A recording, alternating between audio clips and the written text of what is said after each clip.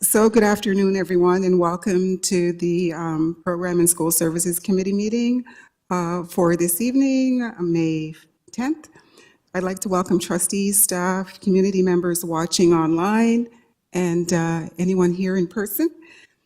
Trustees, if you've recently joined the meeting or have to leave at any point, please let the chair know to ensure that quorum is maintained.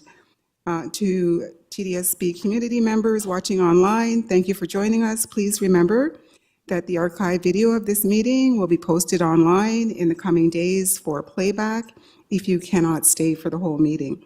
If you're interested in tracking the recommendations made by the committee tonight or want to learn more about TDSB meeting processes, I encourage you to visit our Agendas and Minutes webpage and our committee's webpage. So we have quorum. I'd like to call the meeting to order. And we'll start, if everyone that's able to stand, please do so for the land acknowledgement.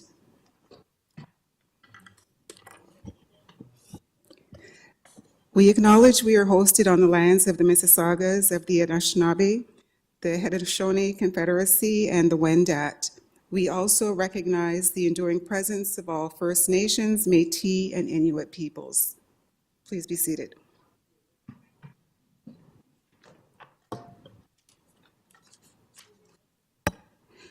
So could we start with a motion and a seconder for approval of the agenda?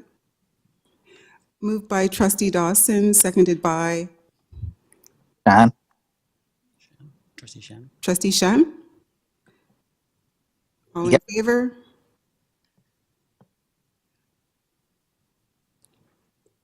Aye, or just raise your hand. Any opposed? Okay, so the agenda is approved. So the next item, are there any declarations of possible conflict of interest? Okay, seeing none, we'll move on. The next item on our agenda are delegations. So we will now move to the delegations. Delegations allow for the public to address committees of the board and are designed to ensure that members of the public can provide information and perspectives to trustees that are actively involved in the board's decision-making process. Delegates are reminded that they are to provide input in a respectful and constructive manner and should not engage in any behavior contrary to the board code of conduct, human rights policy, or delegation procedure. So I'd like to welcome our first delegate. Thank you for joining us this evening. You will have 5 minutes to present your delegation, and I will let you know when you approach the end of your 5-minute allotment. Trustees may ask questions of clarification following our delegation as well. So please try to stay. Just if you're online or in person, just wait a moment. You may have questions. And I would just like to remind trustees of our delegation procedure, PR 718, and that the questions of clarification are 3 minutes allotment, and that includes the time for the delegate to respond. So just please be mindful when you're asking your clarification questions to allow enough time in that 3 minutes for the delegate to respond. So welcome, and I believe our first delegate is Daryl Tyler Robinson. Oh, sorry, excuse me, Terry Bauer. Is that correct? Thank you. Thank you so much for joining us, and your 5 minutes will begin. Hello, my name is Terry, and I'm an incoming parent to the TDSB. I'm also a former student. I graduated not very far away from here at Earl Haig back in '96, so it's easy to get here. And I wanted to talk today about what's called the SEPA-RC process. This is like an IPRC, and it allows incoming students with special education needs who are not currently in the TDSB access to intensive support programs on day one. This process used to work well, but was broken during COVID. In May of 2020, the Director of Education said that due to resourcing, the SEPRC process will only be available to those who have complex medical needs. And later, this policy was codified into TDSB's special education policy. And these changes hurt my children and didn't need to. What I'm really asking for you today is to open up the SEPRC to all special education students who need an intensive support program, just like it used to be before. Briefly, here's my story. So 2 of my children entered TDSB 4 years ago, and we actually used the SEPRC process to get an interim offer to their special education class, which was gifted in their case. We were able to register in the correct school where they were going to go, and later we had an IPRC which confirmed the exceptionality. All was well. Okay. COVID came and we decided to homeschool our kids. We felt that that was the best for us. Things have settled down, we're ready to come back. But we can't. TDSB won't honor our previous IEP that we have that shows the exceptionality, and they won't give us a SEPRC that allows us to have a meeting to decide the best placement for our 2 children. So what we have to do is register them in a different school, start them in that school, get an IPRC, and hope that we get an offer that is a school that is reasonable for us. For our daughter going into grade 10, the second year of high school, it's very, very painful. And I've also heard that the schools that are closest to us are already full. So we probably get an offer to a faraway school. I've heard that this happens to many children because the planning and everything has already been done. But a placement to a faraway school isn't really an offer. To us, it's an insult. It's too late for my children. So I want you to say, like, I don't think there's anything that anyone in this room can do right now. Right? Maybe someone can approach me if I'm wrong, but I think it's too late. I really wanted to come to advocate on behalf of the next generation, the next year of children who have a variety of special education needs, and there are lots of different needs that they have. For the parents who aren't able to come here to complain, and to some of the parents who have simply given up fighting against the TDSB bureaucracy. I read on the TDSB website about education for everyone and success for all. And I'm curious, this is something to answer in your heart of hearts. Do you actually believe TDSB does this or not? And if you do, why does TDSB discriminate against incoming students with special education needs? Again, this is for a wide variety of needs. Gifted is only a minority. Why won't you support those entering the TDSB to reach their potential as well? And I think allowing children with special education needs, not just complex medical ones, isn't good for the child, it's good for TDSB. You better know your head count, you can plan out the number of required classrooms and all your teacher assignments. You avoid the countless meetings, you avoid this delegation, and you get 5 minutes of your life back on all the fighting. And you avoid the bad will and the bad press that your bad policy generates. By contrast, the SEPRC meeting that we did at TDSB was 30 minutes, it had 3 staff, and it was done. I thought it worked well for the student, the school, and the system.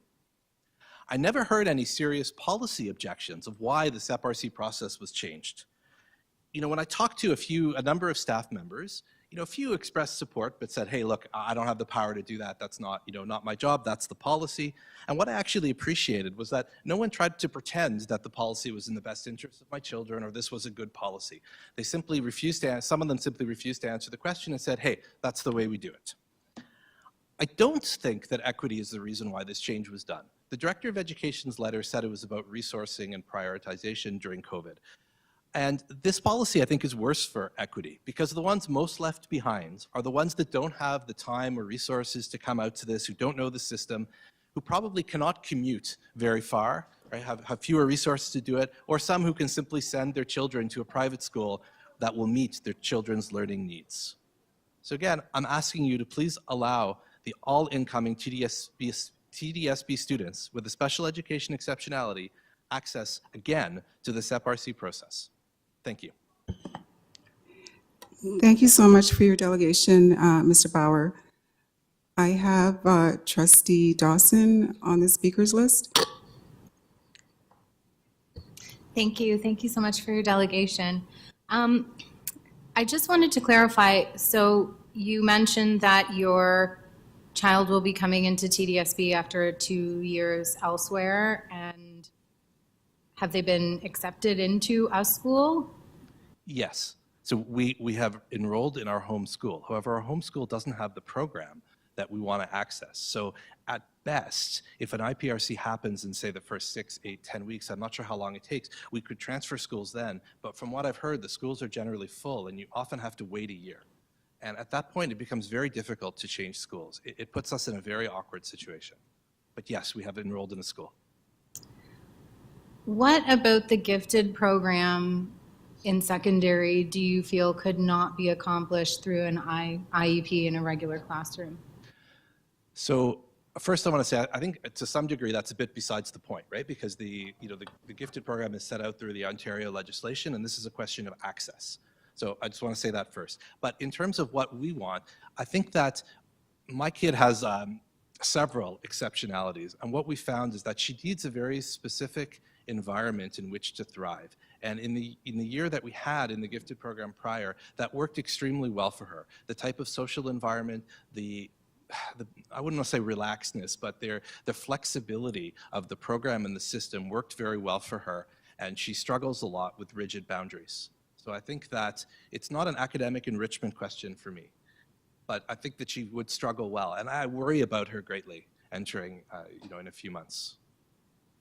Okay, thank you very much.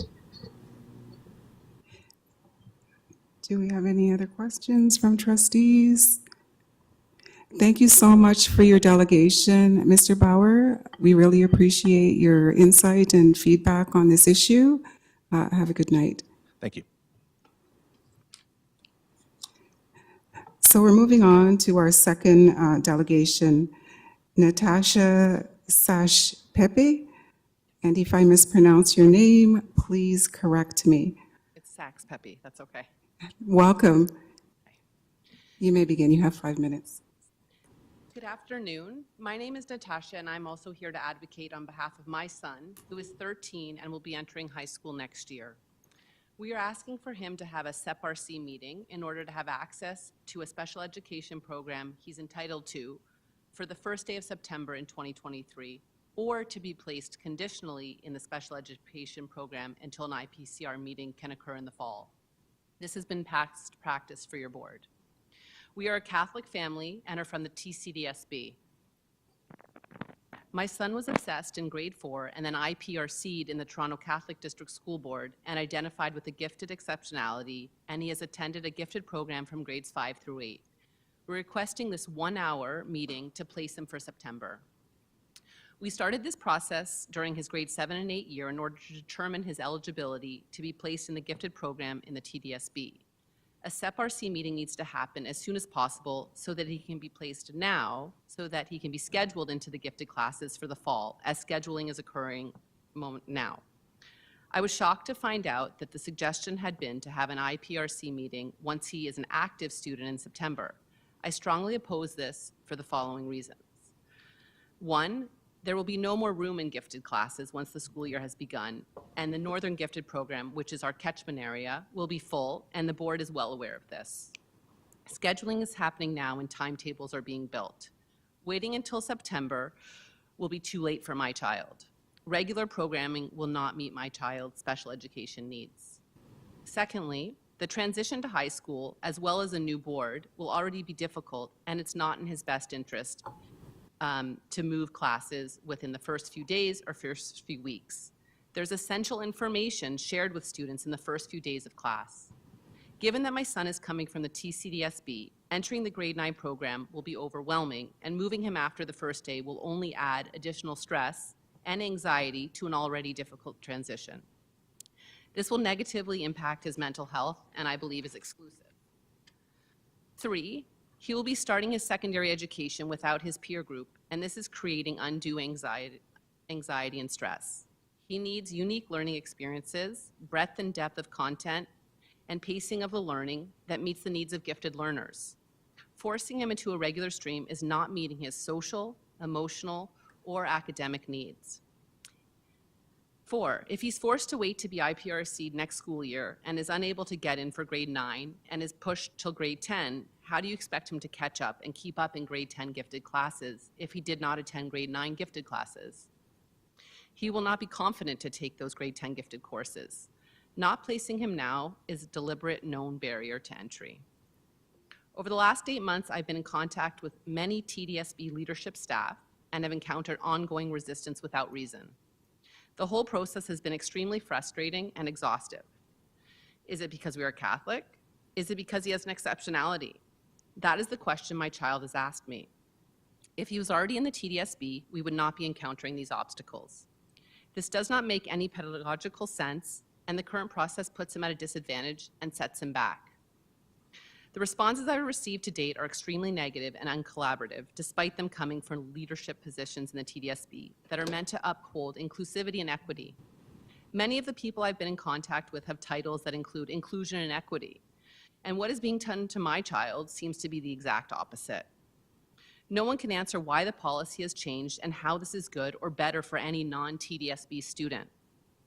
The current model, I believe, is inequitable and discriminatory, given that special education is a provincial mandate in Section 9 of the Regulations of the Education Act. There is no question that my child has special education needs that are not being met by your board. The CEPRC meetings need to happen now and not in September. The purpose of public education under the Education Act is to ensure equitable access to public education, but not limited to students who are identified with a gifted exceptionality. The IPRC process that has already occurred in another publicly funded board should automatically enable him to be conditionally placed in a special education program despite him coming from the Catholic board.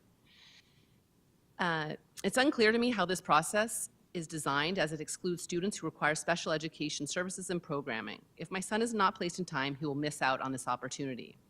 I ask you to reverse the CEPRC restrictions as soon as possible before the end of the school year so that he can be placed where he belongs and where he needs to be. This is a very time-sensitive matter, and I thank you for your consideration. Thank you so much for your delegation, Mrs. Sash Pepe. Do we have any questions from trustees? Any trustees online with questions? Okay, seeing none, I just want to thank you again for your delegation and bringing this issue forward and to the attention of our trustees. Thank you. So we're moving on to our next delegate, Ellen Delinchenko. Elaine Donalchenko. Welcome, Thank you. and you have 5 minutes. Thank you. Hello, I'm Elaine, and I'm also a TDSB parent. And I'm here to share my family's stressful and I'm here to share, hi, I'm Elaine, and I'm a TDSB parent. And I'm here to share our family's unfinished and stressful special needs placement journey. I also have a child with unidentified special needs. He's going to TDSB in September. He has not been appropriately placed and appropriately timetabled. You see, for his elementary education, my son was educated en français at the Toronto's Public French School Board. Excuse me, just a little closer to the mic and a little louder so everyone can hear you clearly. You see, for his elementary education, my son was educated en français at the Toronto's Public French School Board. Does that work? Close to the mic and loudly. To accommodate the transition between the school boards, TDSB had a CEPRC process. This process used to be available at the request of parents for families like ours. Our family approached the local TDSB school principal in October. There was warmth, support, willingness to accommodate the needs of the child and act in the best interest of the child. The VP even spoke French. The principal turned to the board for the current guidance on CEPRC, and that's where the tone of the conversation changed dramatically. The conversation changed without transparency and without good reason. The CEPRC was not available to us. There was no pedagogic or practical reason for changing the policy. CEPRC was the route for teachers and principals to assess, place, and support children with special needs who are new to TDSB. Had our son been with TDSB, he would have been accommodated and placed. This is concerning in our circumstances, and it feels like a discrimination against the French language education. This is neither fair nor equitable and is embarrassing. We are now in May, and schools are completing next year's staffing timetabling for September. My son has not been placed. Who does it work for that he will not be in the right class on the first day of school. We all know how stressful the first day of school is for a teen under the best of circumstances. New school, new teacher, new friends, in my son's case, a different language. Not being in the right class is more work and stress for all. Our family, the teachers, school staff, all because the board quietly stopped supporting the existing SEPARC process that worked for a decade. TDSB strives to support the well-being and education of each child. How is yanking the child from class to class in the middle of the school year supportive of the well-being and education? Especially when our family reached out to make the needs known in advance. Practically speaking, no SEPARC means no timely placement. It means likely 0 available spots in a local school or local class, or unavailability of suitable courses because they're being filled up right now. Effectively by design, it means denial of appropriate special needs placement, and the school board knows this. Kids need to enter school in September with their cohort from day 1.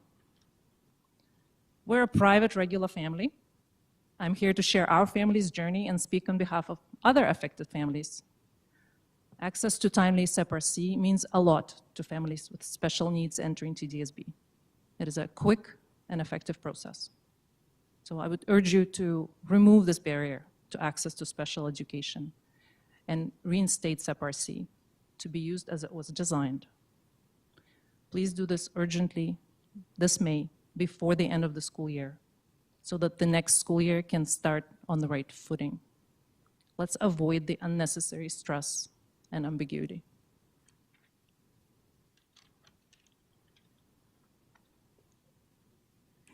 Thank you so much, Ms. Danilchenko. Do we have any questions from trustees of clarification? Any trustees online? Seeing none, thank you again so much for coming here and delegating and bringing this issue and your concerns to the attention of the trustees of the board. Thank you.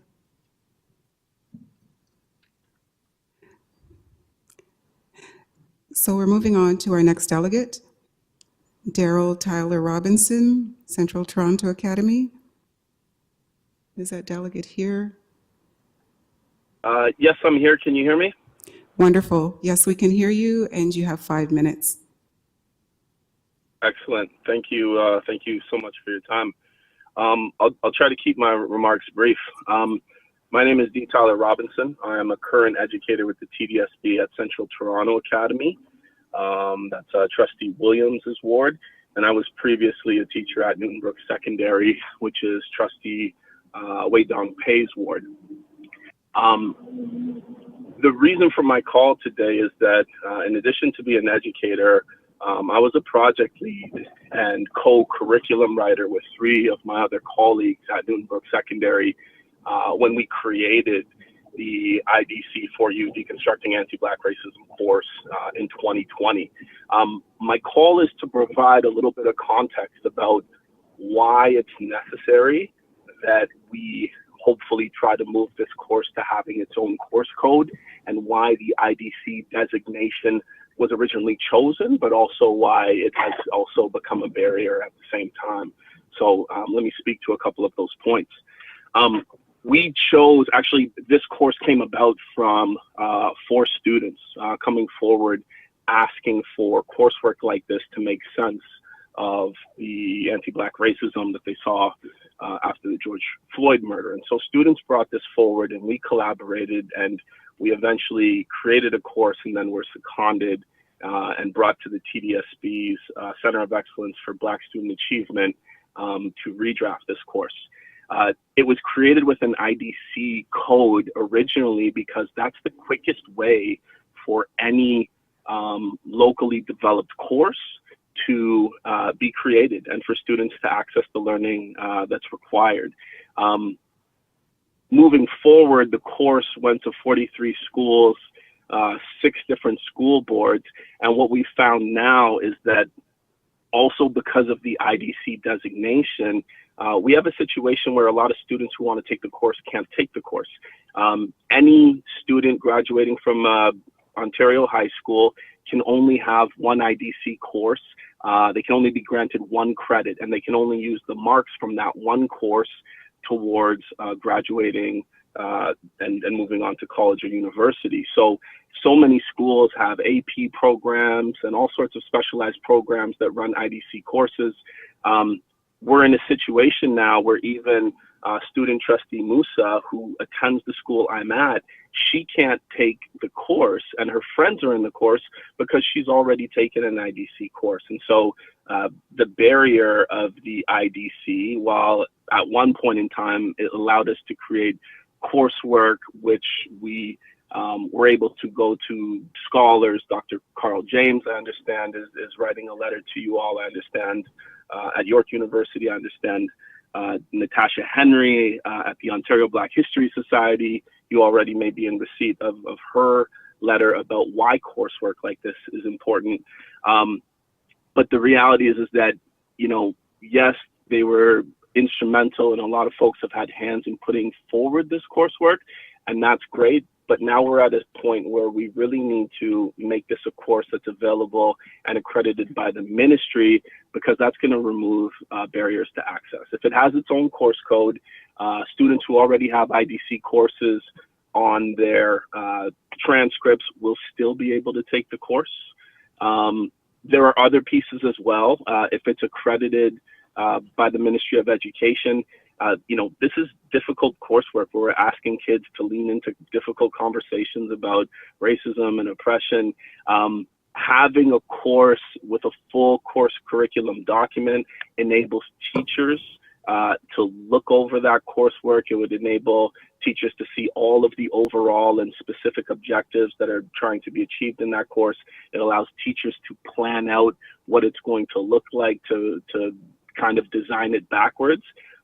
At present, you know, they have a guideline. We're borrowing curriculum objectives from existing Ministry of Ontario courses, but they have a partial document. So it's hard coursework. Teachers need support. It would also make it so that, you know, of course, more schools could offer this programming and students could access it within the TDSB, but even beyond the TDSB, you could have students being potentially able to access this coursework. So your letter to the ministry recommending this course change is critical in removing the barriers that our multi-year strategy talks about as being in the way of students accessing their learning and doing their absolute best. I think I'm at 5 minutes, and I appreciate the time to speak to you all. And I'm happy to take any questions if there are any clarifying questions. Thank you so much, Mr. Robinson. That was 5 minutes on the nose. Do we have any? And I'd like to thank you for your work and your contributions in developing this course as well. I think we have one trustee who has a question of clarification. Sure. Thank you, Heidi. And I just there. do want to echo Trustee Williams' comments, and thank you very much for all of the work that you've put in to the development of this course and to championing this issue before us today. I just wondered, could you elaborate a little bit on the provincial accreditation and the benefits of having not just a dedicated course code, but the curriculum piece as well? Mm-hmm. Yeah. So when we create coursework like this, you know, we're not creating it based on our own opinions, right? We're going to Black scholarship, folks who have written about why culturally relevant and responsive pedagogy is necessary. So a course like this comes out of those recommendations coming from academia. When we then go and look for overall and specific objectives from existing coursework, so in the case of this course, you know, we're drawing from history classes, social science classes, et cetera, we're picking and pulling curricular objectives and putting it together in the best way that we can in order to deliver this learning to these young people. But if it were to have its own course code, that would mean that they would also put together a team of scholars who understand this work, or curriculum writers rather, who understand this work and are drawing from scholarship, and they would actually be going in and looking at all that research, looking at that data, and creating overall and specific objectives specifically in line with what the data is saying. So, you know, if we're talking about how we have overrepresentation of disengaged male Black youth, well, there's lots of data that speaks to why that is. And so this course draws on much of that data, bringing in Afrocentrism, you know, co-creating learning objectives with students, all of these types of things. So when you actually go in and the province creates its own curriculum, following the template that we've curated and put together by listening to our elders and listening to our scholars, what we're going to end up having is the 5 units with all of the overall objectives. And we kind of have already hinted to that in the current curriculum document, but then there's going to be all of these specific objectives, which are all these different suggestions that when a teacher who's teaching it for the first time, when they get this document, they can look through all there, and there's all these recommendations, areas that they can go and do research over the summer, and they can plan for, and they can talk to students like, oh, which of these issues are you really interested in? And so essentially, you know, for a lot of teachers came up through this system, we also didn't get much of this learning. So that having that piece is a guide to teachers as well. Mr. Like, Robinson, it's going to thank help you so much for that response and clarification. No problem. It's Yep. very much appreciated. Do we have any other questions of clarification from any other trustees? Seeing none, again, thank you so much for your delegation, Mr. Robinson, and have a wonderful evening. I just You want all to... as well. Have a great day. Be well. Good night. I also want to welcome trustees Patel and trustee Chernos-Lynn, who've joined the meeting. And if any other trustees join the meeting, please let staff know and let us know here. We're moving on. Trustee Wong here. Trustee Wong is here. Thank you. Thank you, Trustee Wong. We're moving on to the next delegate, George Day, University of Toronto's Center of Excellence for Black Student Achievement. Is that delegate in the room or online? Mr. Day, can you speak so we can start your 5 minutes? Star 6 to unmute.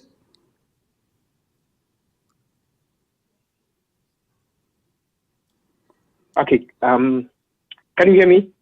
Mr. Day, we can hear you now. Please start your 5 minutes. Okay, yeah. Okay, thanks a lot. As was, my name is George Day, and I'm an elder with the Center of Excellence for Black Student Achievement, and also a professor at University of Toronto.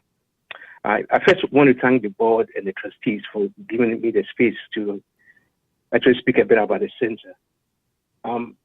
I mean, there are many people who would speak about some of the achievements of the center in the brief time that is coming to focus, like in terms of the series on conversation addressing anti-Black racism, the professional learning activities, and then the course programming, the AQ courses on race and anti-racism.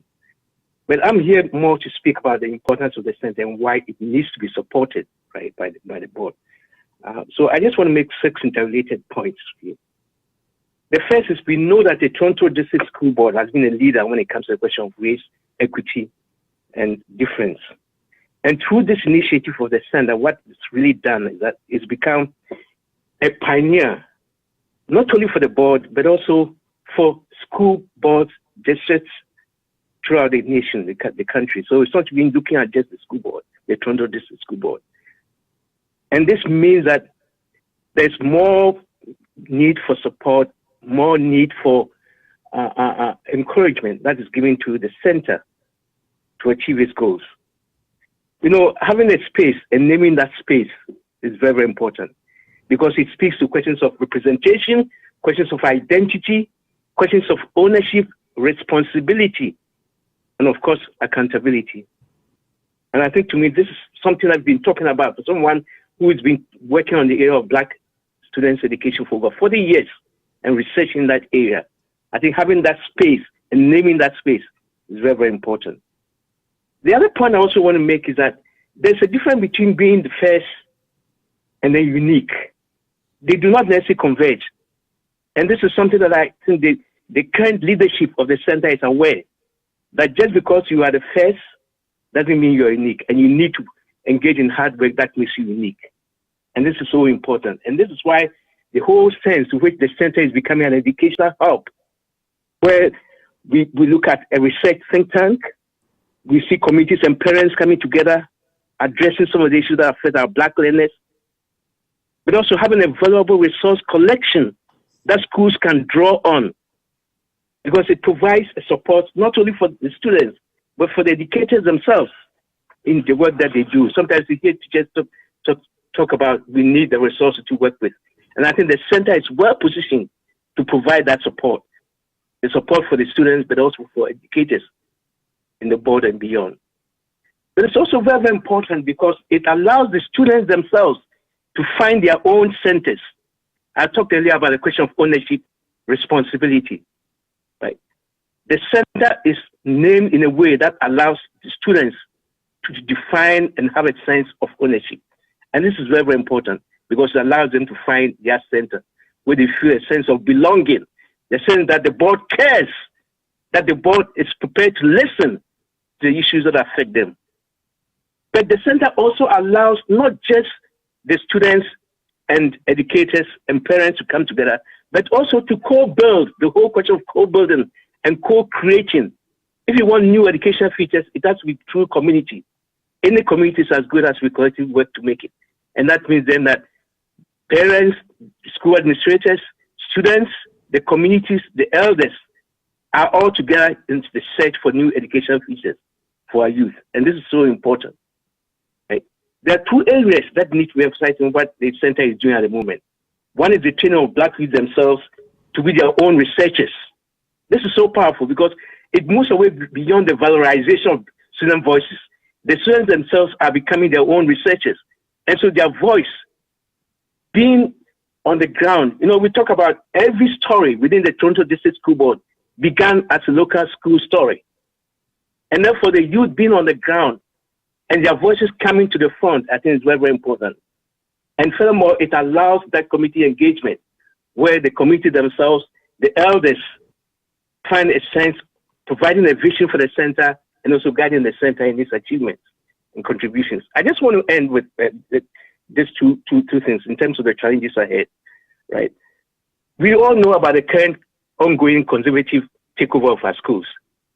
They are anti-woke fantasies, right? And this is why we need a center such as this to be proactive and respond to this conservative takeover of our schools. Mr. Day, thank you so much for your delegation. Your 5 minutes has expired. Now I'm looking for trustees who may wish to ask a question of clarification. Seeing none in the room, are there any online? Seeing none online. Again, thank you so much for Trustee delegating. Williams. Trustee Williams. It's Trustee Chernow-Flynn. Oh, did you have a question of clarification? I just wanted to thank the delegate and just offer him the ability to send in his remarks in written form. I know he didn't have time to finish, but if he wishes to do that, we can certainly read it and it can be shared with trustees. Wonderful. Yes, I would appreciate that. Thank you. Thanks. Thanks again, Thank you. Mr. Day. Please do send in a written delegation so that can be shared among the trustees. Have a Yeah, good I night. have already sent it. We're moving to our next delegation.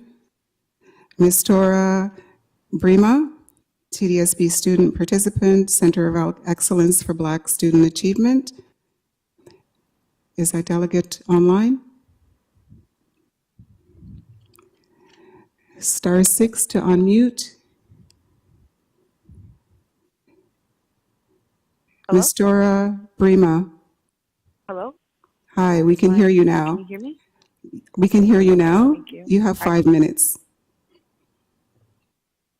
Good evening, ladies and gentlemen. It is an honor to be chosen as a delegate for this meeting. My name is Ms. Sarah, and I'll be discussing the importance of the Center of Excellence. Excuse me, you just need to speak a little bit louder and a little bit more clearly so we can hear you. Okay, is this better? Yes, it is. Go ahead. Is this better? Okay, thank you. I'll be discussing the importance of the Center of Excellence for Black Student Achievement and the many diverse programs they provide. For starters, the center is the only one of its kind in North America public education designed in helping graduating and postgraduate Black students find stable career paths in fields where there is a heavy lack of representation. The Black Student Summer Leadership Program, also known as the BSSLP, provides hands-on work opportunities for aspiring Black students to get real work-life experience in the career fields of their interest. This year is my second year at the BSSLP, and I'm already buzzing with anticipation of the knowledge I'll gain. Students are given the opportunity to become their own researchers and learn on their own with guidance on topics they are passionate about.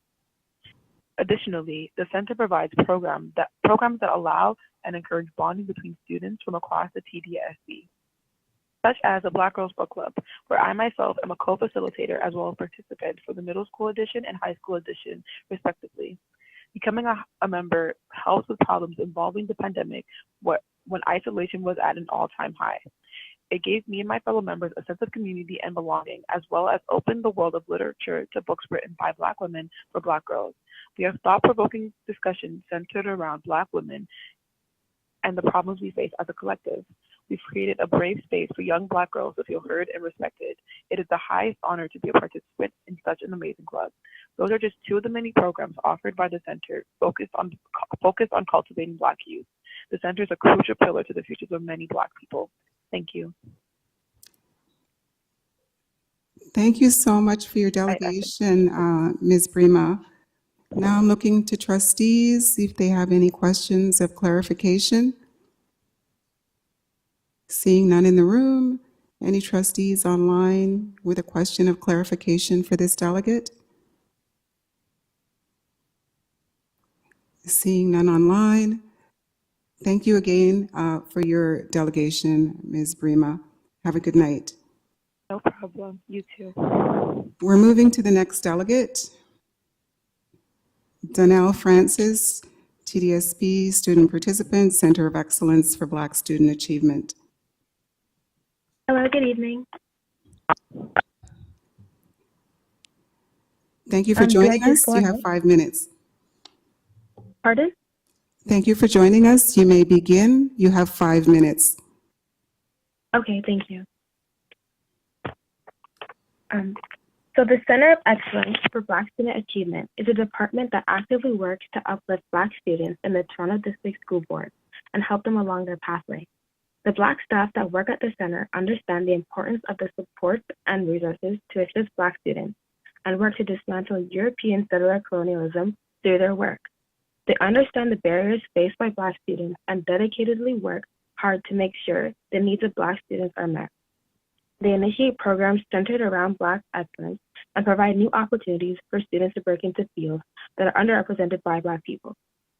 Through their countless programs, they have demonstrated their importance in our education system as they look out and connect Black students to whatever they need, whenever they need it. This work contributes to the success of Black students because they are aware that they have such a strong support system behind them, one that is fighting for their needs and making sure their voices are heard. They look after each and every student that comes into their care and helps nurture Black students to achieve their best potential. TDSB is very diverse, and it is important that we celebrate everyone's distinct identities.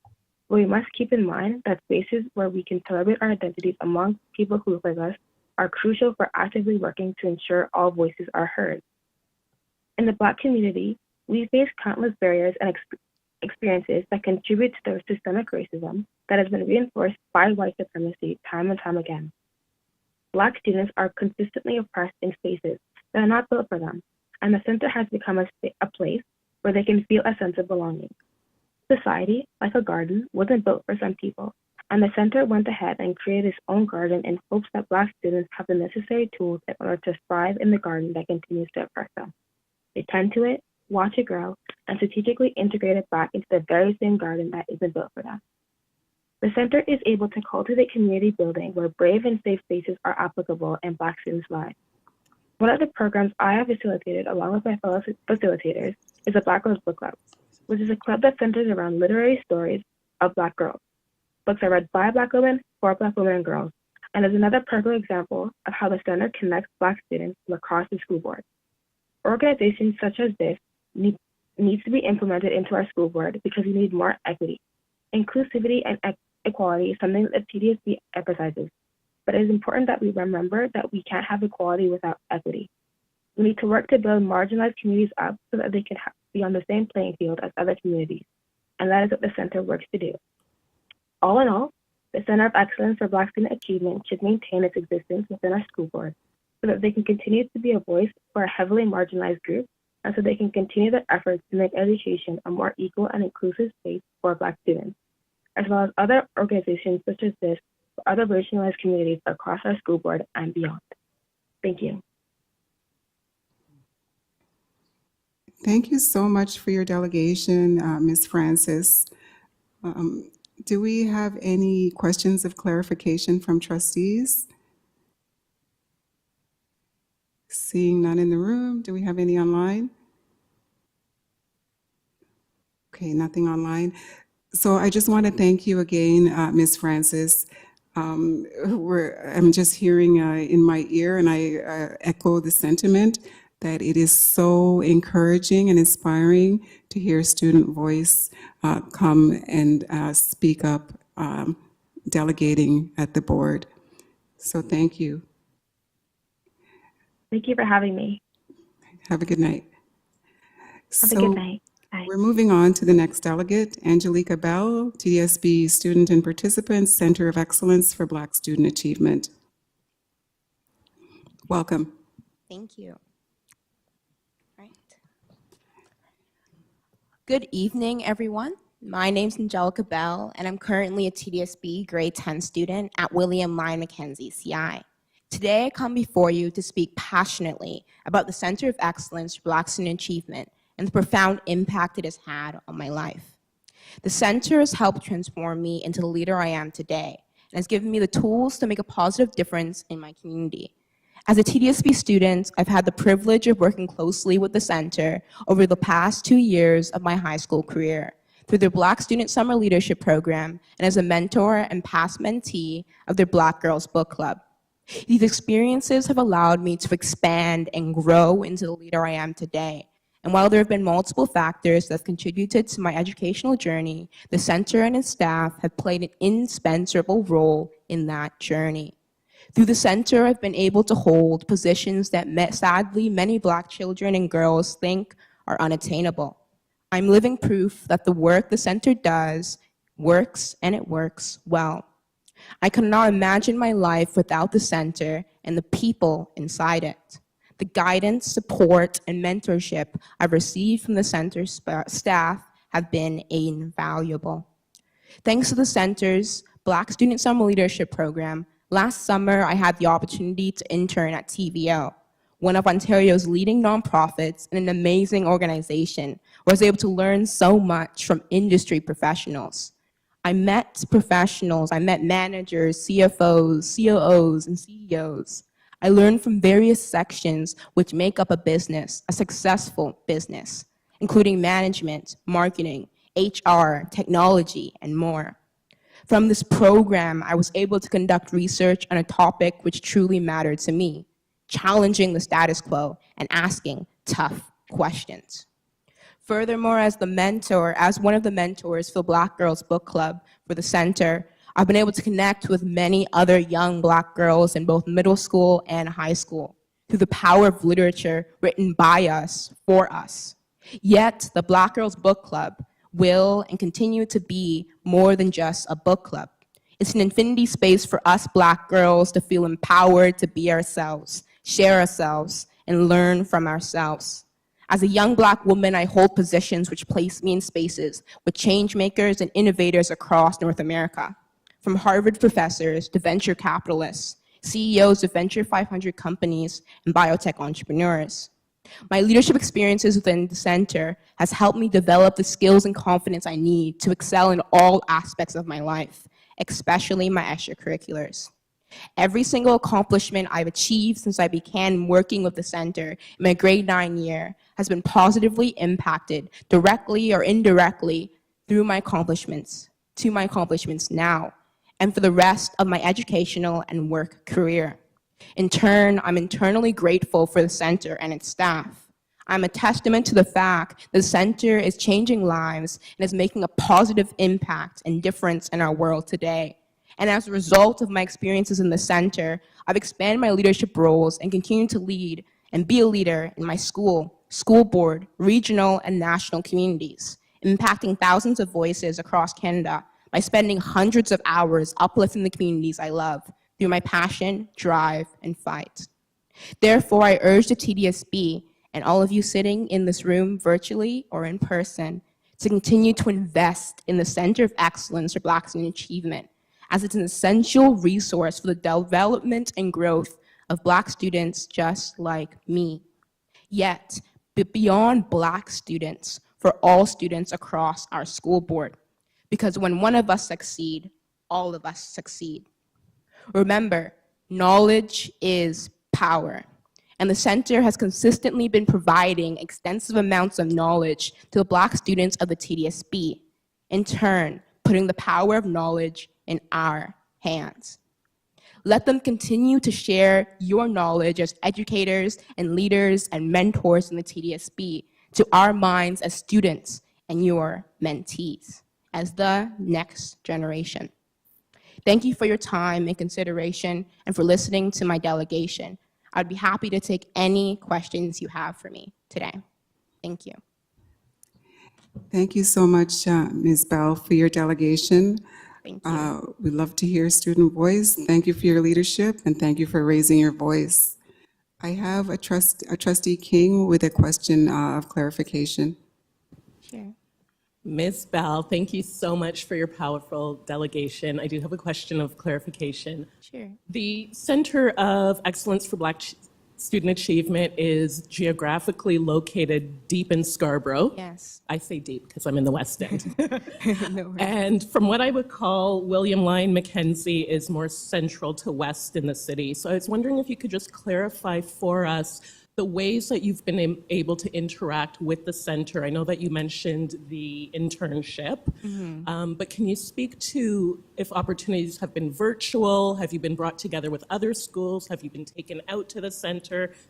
How does that work? Yeah, no worries. So basically, through the center, I've been able to commute either through taxi provided through the center or through virtual opportunities. For the Black Girls Book Club in particular, it's been run since I joined in grade 9 virtually. So through that opportunity, I was able to connect with other fellow Black girls through Zoom, similar to what we're doing now. And that's greatly thanks to the technological advancements of the world that we're in right now. And we're utilizing it right now, which is great as well.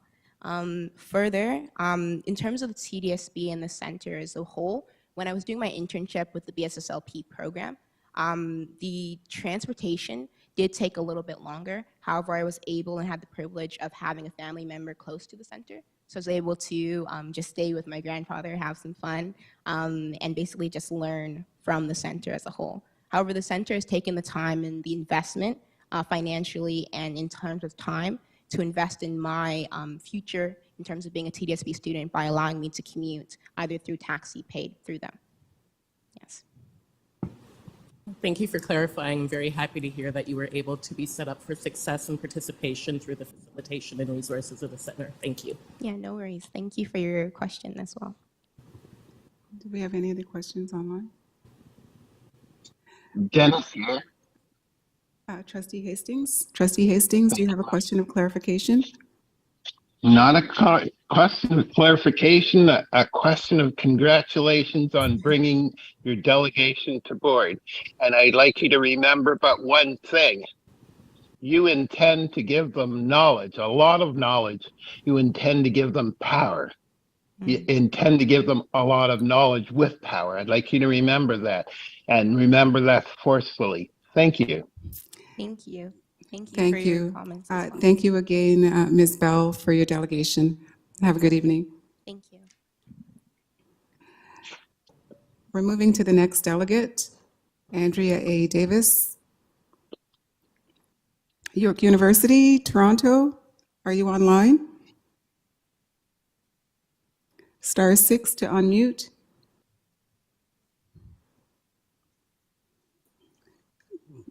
Dr. Andrea A. Davis.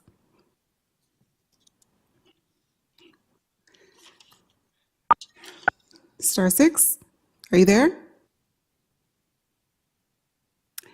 Last call for Dr. Andrea A. Davis. We're going to move to the next delegate. Do we have Alina? Hi, I am here. Sorry, I am Dr. here. Davis, are you there? I am sorry. I had put my mute function on my phone just so no Okay. external noise would No come in. I worries. forgot. Wonderful. Sorry about Welcome. that. You have 5 minutes. Thank you. Please begin. Thank you. I'm speaking today to the Center of Excellence for Black Student Achievement mandate to engage in strategic community partnerships that enhance the educational outcomes of Black students. Leaders who are driving change in the post-secondary and university sectors recognize that because anti-Black racism is so deeply entrenched in our institutions, that dismantling these systems and improving outcomes for Black students require ongoing and careful collaboration with communities and partner organizations. And York University is one partner organization working with the center within the local community of James Finch, in which the university is located. This partnership involves the participation of 21 students in 4 high schools, C.W. Jeffries, Downsview, Emory Collegiate, and Westview Centennial, in the Congress for the Humanities and Social Sciences, Canada's largest academic gathering. In 2023, this gathering will bring together 6 to 7 scholarly associations and over 8,000 researchers, policymakers, artists, and public intellectuals to help shape Canada's future. The Congress theme, Reckonings and Reimagining, centers the histories, knowledges, and experiences of Indigenous and Black peoples and asks delegates to reimagine a new set of social relationships. As York's preeminent event of 2023, we're seeking to bridge the gap between the university and wider society by positioning community arts and knowledges as central to the work of the humanities and social sciences. This has led to our collaboration with the Center of Excellence for Black Students Achievement and the 4 local high schools. This collaboration involves 2 specific programs: a poetry and spoken word competition that invited Black and Indigenous students to submit original poetry in response to the Congress theme. The authors of the best submission from each of the 4 schools receive a $500 prize and will read their poetry at Congress. In inviting students to experiment with poetry, this initiative encourages them to imagine other possibilities beyond what they might be able to see, and to understand the arts as an embodied mode of knowledge production that can help them understand and articulate their lived experiences in powerful and transformative ways. This partnership with the Center in inviting Black students to think alongside established professionals elevates their voices and helps them understand that they have something valuable to contribute to conversations about the most pressing issues of our time. The second involves students' participation in 2 of the Big Thinking lectures. Along with the 4 high school poets, 16 grade 11 and 12 Black students, and 1 Afro-Indigenous student will attend the Big Thinking lectures on Monday, May 29, being delivered by renowned Indigenous filmmaker Alanis Abomsawin, and on Wednesday, May 31, by the Right Honorable Michael Jean. The students will be joined by York University students who live in James Finch or have attended high school in the community. The students' participation in the lectures will be followed by a private lunch and debrief with the keynote speakers. To prepare students for these engagements, we worked with graduation coach Kai Gordon to host pre-Congress events in March and April that brought the cohorts of high school and undergraduate students together. This specific aspect of the partnership with the center helps provide students with a trajectory from high school to university by pairing them with academic mentors and extending their community connections to Black university students who actually live in their communities. In this way, students are exposed to role models they can identify with so that the goal of post-secondary education becomes realistic and desirable. Again, by inviting them to participate in university-level discussions and debates, these partnerships help to amplify their voices and strengthen their belief that they can be future leaders who can contribute to making the world a better place. I've said all of this to illustrate the critical work of the Center of Excellence for Black Student Achievement. Partnerships like these are crucial to transforming educational experiences for Black learners at all levels. That work begins at the junior level, secondary levels, but must continue into and beyond the university. This is only Dr. one Davis? way in which the center is Dr. engaging Davis, communities your and partner 5 minutes has organizations. expired. Thank you. Thank you so much for your delegation. You're very welcome. Thank you. So I'm turning to trustees to see if there are any questions of clarification. None in the room and none online. And again, Dr. Davis, we encourage all the delegates, if you would send in a written delegation that could be shared with all of the trustees. Thank you again. We're moving to our next delegate. We have Elena McIntyre, the Grove Community School Council. Ms. McIntyre, are you there? Star 6 to unmute.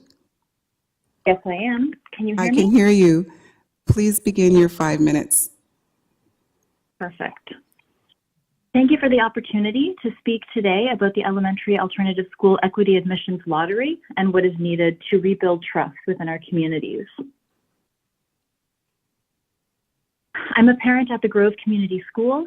Our school was founded on the principle of social justice, and we began advocacy for equity admissions over a decade ago. We reached a milestone in 2017 when we were invited by Superintendent Manon Gardner to speak on the topic. And when the pilot equity admissions program was launched in 2019, I vividly remember seeing tears of joy during the parent council meeting when it was announced. We are one of 10 elementary alternatives that successfully ran equity admissions lotteries for the last 4 years, until this year when it all changed and lotteries were centralized by the board and outsourced to a third party. We were told the new lottery was, I quote, designed with the goal of ensuring participation and that enrollment prioritized representation amongst historically and currently underrepresented communities. But I'm speaking today because this year's lottery had the opposite impact,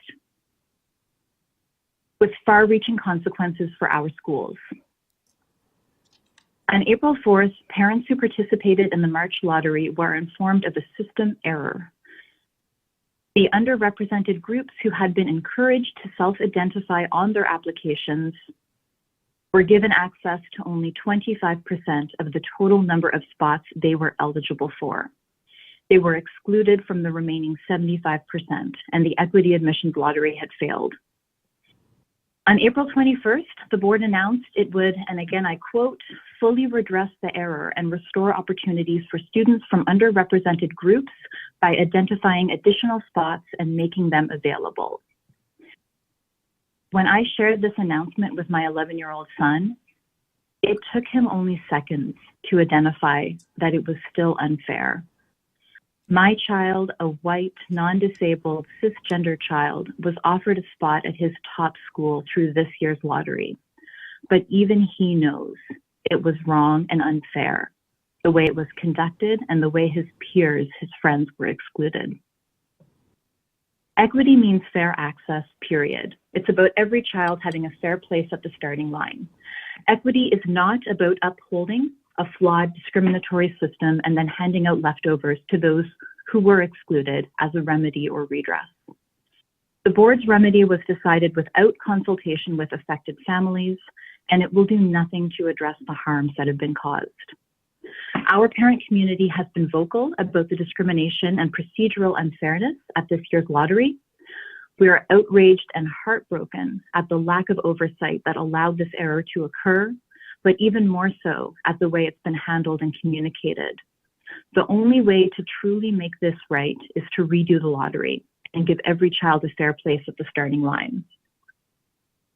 Moving forward, trust has been lost, and rebuilding that trust requires transparency and collaboration. How can we expect families to feel safe in our schools if they can't even feel safe self-identifying on our application forms? The board has said it will undertake a full review of the entire application process for elementary alternatives to inform decisions about next year's application. This review needs to include consultation with alternative school communities to truly understand the damage that has been done. It wasn't just families who participated in the lottery who were impacted. And for us, the solution is clear. The TDSB needs to decentralize equity admission lotteries and return the administration of these lotteries to individual schools. We ran equity admission lotteries successfully for 4 years, and the demographics of our school were positively affected in the most beautiful ways. Our schools are far better positioned to rebuild trust than is the board. Please return equity admissions to schools and let us continue this important work. Thank you. Thank you so much for your delegation, Ms. McIntyre. Are there any questions of clarification from trustees? I see Trustee King. Thank you through you, Chair, and thank you, Ms. McIntyre, for sharing your experience. I just wanted to clarify, you mentioned that at the Grove you had been running a lottery for 4 years. When you were informed of the change with the centralized admission, was there any conversation with staff just around your experiences of the procedure that you were using at the Grove, any of your learning over the time? Was there any opportunity for consultation or conversation there? No, unfortunately, there was none. I apologize. We were actually heartbroken when we found out the process was going to be taken away from us. We would have loved to consult, frankly. All right, thank you for that clarification, Ms. McIntyre. That's all, Chair. Thank you. Any questions from trustees online? Seeing none. Thank you again for your delegation and sharing your feedback with us, Ms. McIntyre. Please feel free to send in your delegation in writing so that it can be seen by all trustees. We're moving to the next. Have a good night. We're moving to the next delegate, Neil Donaldson, Stolen from Africa. Mr. Donaldson, are you there? Yes, hello. Yes, Wonderful. hello. Good evening. You have Can you hear 5 me? minutes. Please go ahead. Okay, perfect. All right, thank you for having me. So my focus here is towards the Program and School Service Committee. So yes, my name is Neil Donaldson. I'm representing on behalf of Stolen from Africa. Stolen from Africa is a Black arts not-for-profit organization, and we provide assemblies, interactive assemblies, arts-based workshops and training centered around Black diaspora history, self-identity, emotional well-being, and mindfulness. We've been working with the TDSB for well over a decade and have been an official education partner with the board for the past 5 years. We also support the TDSB Black Students Achievement Community Advisory Committee for the past 4 years. But what I really want to speak on today was just like the powerful impact of TDSB school services working in collaboration with community agencies like Stolen from Africa, and how we've been able to act as an intermediate between staff, students, and parents as well. This year, we've had the privilege of working with about 13 schools within the TDSB across Toronto, including Weston Collegiate, Runnymede, Central Tech, Albert Campbell, Parkdale, Forest Hill Public School, Hilltop Middle School, Alvin Curling, Lamoureux, and David Mary Thompson, just to name a few. And I just also want to note that 4 of the schools that we're working with that we serve are currently funded. They currently fund our programs through the Urban Priorities High School Fund. But what I really wanted to highlight today was the amazing staff over at the Center of Excellence for Black Students Achievement, and how the center has contributed to the success of Black students through collaborations and professional pathways for ACB persons.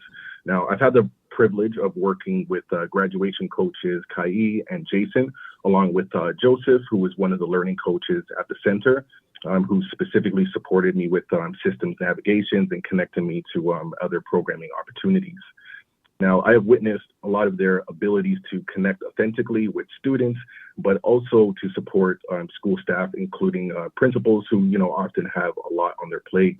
I can recall Joseph, who is one of the learning coaches who connected us at Weston Collegiate and was able to support many staff through their transitions, and connected us to other programming opportunities with students, as well as the Black Students Association groups at that school. Also want to highlight working with Kai over the past 4 months, who was incredibly amazing. She's extremely dedicated and committed to the young people and creating authentic spaces that are culturally relevant and sound. We collaborated with Albert Campbell's BSA to create a space centered around student voice, experiences, and interests. This included facilitating sessions at the school, as well as trips to the center itself. One thing that comes to mind as a highlight was an opportunity for experiential learning, and that was having students to partake in the TTC Black History Moving Legacies campaign in collaboration with the Blackhurst Cultural Center, Afro Sankofa, and of course, Stolen from Africa. We had students who had the opportunity to visit historic landmarks, hear stories from community members, and experience our history within the city that is often hidden in plain sight. And I can recall one student's comment that really stood out to me. And the student said that they never knew that a community like this existed in Toronto. And this boosted their confidence through community connection, and wanted them to learn more about how they can be connected. So this really just speaks to the power of these connections, and how it's necessary to have these services and programs. And for me, I'm really interested in seeing how else we can keep this energy going, and what other supports does the center need, or other initiatives that are doing fantastic work. So that's pretty much it that I wanted to share. Is there any questions? Thank you so much for your delegation, Mr. Donaldson. Okay, you're very welcome. I have a question of clarification from Trustee King. Sure. Through the chair, not a question, just want to comment and thank you for adding that community perspective and really helping us see not just the student and the parent aspect, but how community folds into our work as well. And just appreciate the work that you're doing at Parkdale and Renamede in my ward as well. So thank you. Amazing. Thank you. Thank you. Do we have any trustees online? Thank you again for your delegation, Mr. Donaldson, and please feel free to send in the delegation in writing so it can be shared with all trustees. Have a good night. Absolutely. Thank you. We're moving to our next delegate, Jonas Goring, Black Veterinary Association of Canada. Mr. Goring, are you there? *6 to unmute. Hello, Jonas is here. Hi, we can hear you now. Please go ahead. You have 5 minutes. Fantastic. Thank you. I guess the number I want everyone to, at the end, to remember is 0.5%. That's the number for the committee, 0.5%. By BVAC, the Black Veterinary Association of Canada, by our estimates, there's no more than 50 Black veterinarians in Canada of the more than 11,000 veterinarians in all of the country. In 2019, Time Magazine labeled veterinary medicine the whitest profession in the US. And the situation, I would say, is more grave within Canada. In the US, there is at least a historical Black college where most Black identifying veterinarians graduate from. while there's no such institution in Canada. Animal health is one of the fastest growing professions in North America, and for the most part, the Black population is being left out of it. And this is why VBAC was founded. We have a desire to make a difference. We want to inspire Black students to consider the profession, the veterinary profession. And we also want to mentor Black students that decide that they want to enter the profession. We were at a bit of a standstill, but we created VBAC about 3 years ago because we have this desire. We have doctors that want to reach out and help young youth, the youth, to become veterinarians. But we didn't have any way of reaching out to them. And that's when we were introduced to the Center of Excellence for Black Student Achievement. They've been phenomenal to work with. And today I'd just like to mention and bring to light to the board some of the work that they're doing and how important that it's been for the past few years, for the past few months for us. Last fall, we did a 7-week seminar, seven different presentations to students to introduce them to veterinary medicine, to answer their questions, but also to provide pathways and knowledge on the application process, which can be long and can be arduous. It's really meant to get to people that truly want to become veterinarians and start that mentoring process.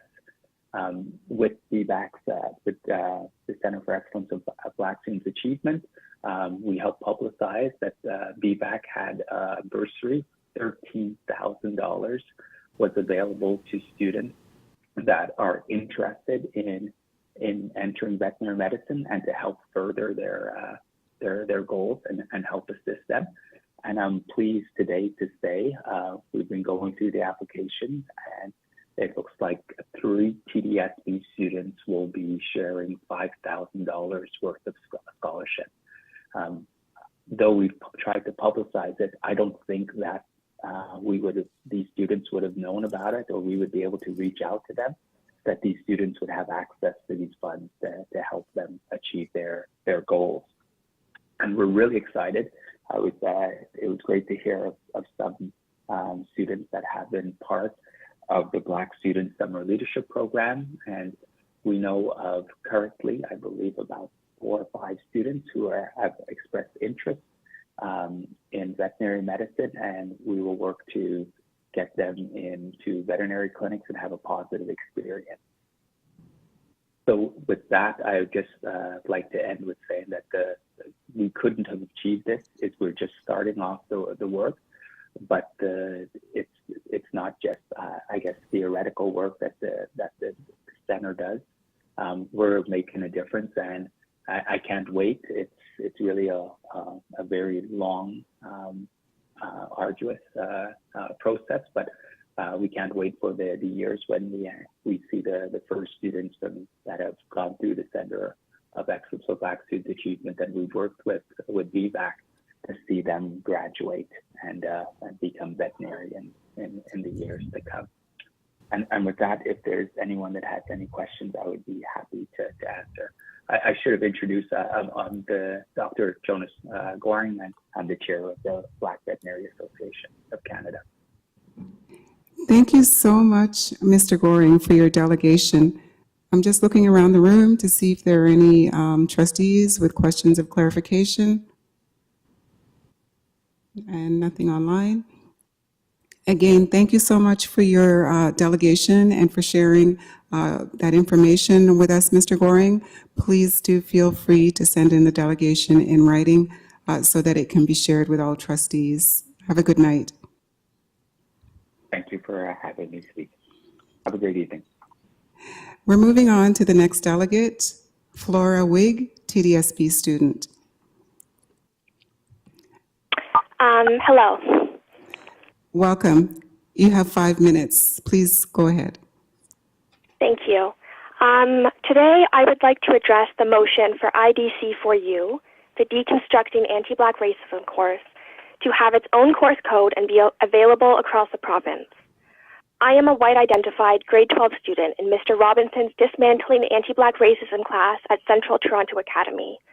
This class has only been working together for a semester now, but already the change in language, confidence, critically conscious thinking, and sense of community is obvious. On the first day of class, students were hesitant to talk openly and share their experiences and opinions on race, racism, privilege, social location, and other potentially uncomfortable topics. However, through our teachers' insistence on leaning into dialogue and not shying away from difficult conversations, as well as each of our own desires to expand our knowledge, we've been able to create a safe space for students to learn from each other and grow our collective understanding of these complex, multifaceted issues as a classroom community. I strongly believe that this course is deeply important to our upcoming generation of changemakers, not only because of the content it teaches, but also because of its community-oriented, dialectical approach to learning. It's one thing to create a curriculum and have students memorize facts and concepts to be regurgitated back on a final exam, but it's another thing entirely to teach students how to think critically about the information available to them and enable them to use their own life experiences and their newfound knowledge to create real change within themselves and within their communities. Each student has their own unique set of skills and their own perspective of the world, and this class gives them the opportunity to join theory and action, to engage in practice, and to take their learning out of the classroom. In the 3 months we've been in this class, we've covered so much content, created much of our own, and also engaged in identifying, naming, and disrupting racism in our school community. I feel very strongly that this Afrocentric classroom experience would be incredibly beneficial to students across the province, whether or not they identify as Black. This learning is for everyone. To close my delegation, I would like to share an excerpt from a poem I wrote for a class assignment in response to a public dialogue between Bell Hooks and Cornell West. They talked about the importance of community and love in the struggle to enact social change, which to me perfectly exemplifies why this class and the subjects it covers are intensely relevant to the lives of students coming of age in today's complicated world. It takes a village to raise a child, and it takes that child to keep the village alive. A cycle of service, each act of love building a greater collective. The strength of community lies in its allowance of weakness. Each person supporting others and in turn supported themselves. Like the trees of a great forest, we were not meant to thrive in solitude. Each trunk joined to its neighbors below the ground, roots intertwined in a vast network of love, sharing knowledge and experience. Each contribution counted as an achievement of the whole, with strength and honor and diversity. A community driven by love is a powerful thing, not swayed by self-interest or guided by greed, difficult to corrupt or control. For the forces of domination to maintain their grasp on our lives, the power of majority must be diluted. The great forest splintered by the illusion of minority. What better to beat down love than fear? What better to foster fear than contempt? For those born into unearned advantage, confronting the system means acknowledging that it's working for us. Why should you even the playing field when you can dominate it instead? This myth of the individual, paired with a deep cultural contempt for anything that deviates from the norm of white supremacy, Blackness and anything connected to it singled out as the farthest possible outsider, leads people to divorce themselves from their own identities, casting off the parts they've been told are bad and clinging instead to the little privilege they've been afforded by the system, joining in the suppression of voices more marginalized than their own, trying to mold themselves into the ideal of a society that both hates and fears them, and taught them to internalize that hatred, trying to break free from the cycle of oppression, and in the process upholding it instead. Once a community has been broken down into a collection of individuals, each person solely responsible for their own well-being, it's nearly impossible to confront inequality and work towards universal justice, when you first have to focus on just getting tomorrow. I would like to thank everyone gathered here today for taking the time to listen to my delegation, and I hope that my perspective on this motion will help the trustees to see that students care very deeply about this course and what it represents, and that it should be available for students all across our province. Thank you so much for your delegation, Ms. Wig. I found it very moving, personally, I have to say. So thank you for raising your voice. It's always well appreciated to hear student voice come to this boardroom in our committees so that trustees can hear it. I'm looking around the room to see if there are any questions of clarifications. They want to speak? So we have Trustee Raja Kulisingham online. Please ask your question. Thank you, Chair. Hi, Flora. I just had a question for you. You quoted something that you wrote around being Black and something, about how folks and maybe racialized folks are kind of treated as the other. How has your taking this course, how has it helped you kind of perceive a world where folks with intersecting identities and their place in it, how has that helped your understanding of our responsibility to see one another? Let's see. Well, I think a very important aspect of this course is that it unapologetically puts the Black experience front and center. So it's been very eye-opening for myself and other students from all different racial backgrounds to have that understanding shared so just unapologetically, and to have racial experiences that we don't actually experience in our lives laid out very clearly. So this course has definitely increased my understanding of issues like that. Thank you so much, Flora. I'm so inspired by everything you shared today. You have such a strong voice, and your message about being unapologetic is incredibly important. Thank you for speaking to us, and we're listening to you loud and clear. Thank you so much for your message. Thank you very much. Thank you. I also have a question of clarification from Trustee Kishkanja Raja. Hi, thank you. Through you, Madam Chair, I just wanted to say, Flora, I've heard delegations for a few years now, and yours was definitely one of the most powerful ones I've heard. I'm just absolutely blown away, and your future is bright, and I very much look forward to all the wonderful things that you'll do. Thank you. Oh, thank you very much. Thank you. Again, thank you, Ms. Wig, and have a good night. Thank you. You too. We're moving to our next delegate, Melissa Rosen, Special Education Advisory Committee. Is Ms. Rosen in the room or online? You're up. So, are you Ms. Rosen?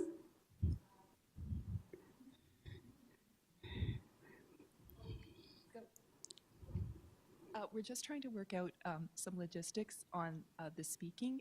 So perhaps I could speak with the board services person and you could go to the next delegate. So the mic's not working, but I heard you say that you're not delegating at this point. Could I speak with the board services person? I think there was some confusion about. Okay. Please clarify what you're asking and speak into the mic so we can hear. I just need clarification on what you're asking. Can you hear me now? Yes. Hi, sorry. Thank you. I think there was some confusion. I'm a member of SEAC, which is one of the two legislated community advisory committees. A month ago, one of my colleagues was instrumental in passing a motion in SEAC, and our chair of SEAC. So just hold on one moment. I just needed a clarification on what you're asking. Like, are you delegating now? Yes or no? The request is to follow the precedent from, for example, the FBEC recent meeting where SEAC's motion was presented as part of the trustee agenda, not as part of the public delegation list. So the way that would work is Jean-Paul would speak first as the chair, and I would speak as an adjunct on this specific motion, just as my colleague did a month ago. Okay, so I'm going to ask staff to speak to this. Thank you very much, and I hope that I can be supporting. Melissa, thank you for being here. Thank you so much. So this is connected to a motion that is agenda item 5.9, I think, going off the top of my head. And we have the chair of SEAC present this evening, Jean-Paul Nagana. Melissa was instrumental in the creation of that. So Jean-Paul is going to be speaking to the report and to the motion. Given Melissa's presence here this evening, I think that Melissa will be speaking after Jean-Paul to be speaking to some specifics regarding the motion. I think that's how the two of them have designed it. Thank you, and that would be consistent with So our it's through the expectations chair. of the- Excuse me. Sorry. So what's going to be happening now, based on what I've heard, this is not a separate delegation, so we're going to strike it from the delegation, and you're going to have an opportunity to speak when we get to the other agenda item. So can we just have that delegation struck? It's not a delegation separately. And thank you so much, and we'll see you shortly. Thank you so much, and I apologize for the inconvenience. No worries. So that brings us to the end of our delegations, and I just want to point trustees to the written delegation that's being submitted by Malia Thorpe. It's a written delegation, and it's in the package. We're moving on to the next agenda item, which is the Community Advisory Committee reports. And we have the Special Education Advisory Committee report of April 11th, 2023.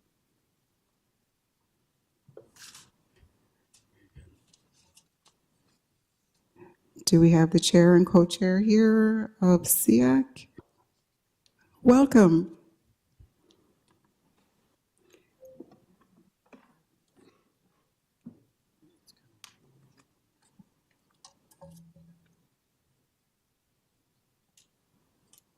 Welcome. Thank you. Madam Please Chair. begin. Yeah, my name is Jean-Paul Ngana, and I'm the chair of SEAC. As Associate Director just said, my colleague Melissa Rosen is here too. And what I'll do, I'm here, the purpose of me being here is to present the report, the April 11 report from SEAC, which includes, you probably saw that, two motions. One is about the one that is now presented, which is mainly going through after the whole, special years through pandemic, and we have been trying to see how we can energize again and refocus. And that made us to go around and see some of the material that the Provincial Parent Association Advisory Committee on SEAC, have been putting together, including the resources for SEAC and across the province. And this motion is, the purpose of this motion is trying to, some of the things that you will see there, we have been doing it. It was just on the side of the responsibility from all of us. Now, the motion was moved from making it a responsibility, which means the obligations to take actions, to the side of accountability. Not only taking action, but to report back. And that is the whole purpose of leveraging this tool from PAC on SEAC, which will be the annual PAC on SEAC calendar. And that's the whole purpose of this motion. And we want to build our monthly meetings and what is required of staff, based on that. That's why we're asking, TDSB for SEAC to adopt this and have TDSB, to make this happen through the system. And the second motion is on, the membership, that is from Voice and the Africentric, the membership, the member and alternate from Voice on hard hearing, and also for the Africentric, alternate for Africentric. Thank you. Thank you so much. and I will let my colleague, Melissa, speak to some of the specifics on the PAC on SEAC motion.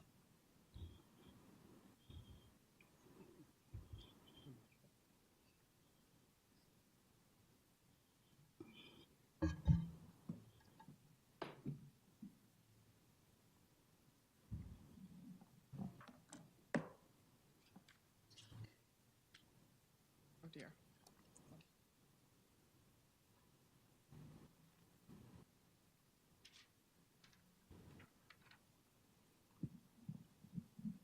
Can you hear me all right? Okay. Yes, we can. Thank you very much. So as mentioned, my name is Melissa Rosen. I've been an active participant on SEAC for several years. Today, I'm the reluctant messenger speaking on behalf of my very qualified and wonderful SEAC colleagues who each have decades of personal and or family members' lived experiences with a full range of and often multiple special education exceptionalities and needs. Although my purpose for speaking to you today is to help better inform you about this motion's concerns in special education and SEAC, I will conclude on a more hopeful note with a suggested constructive, more collaborative perspective on moving forward.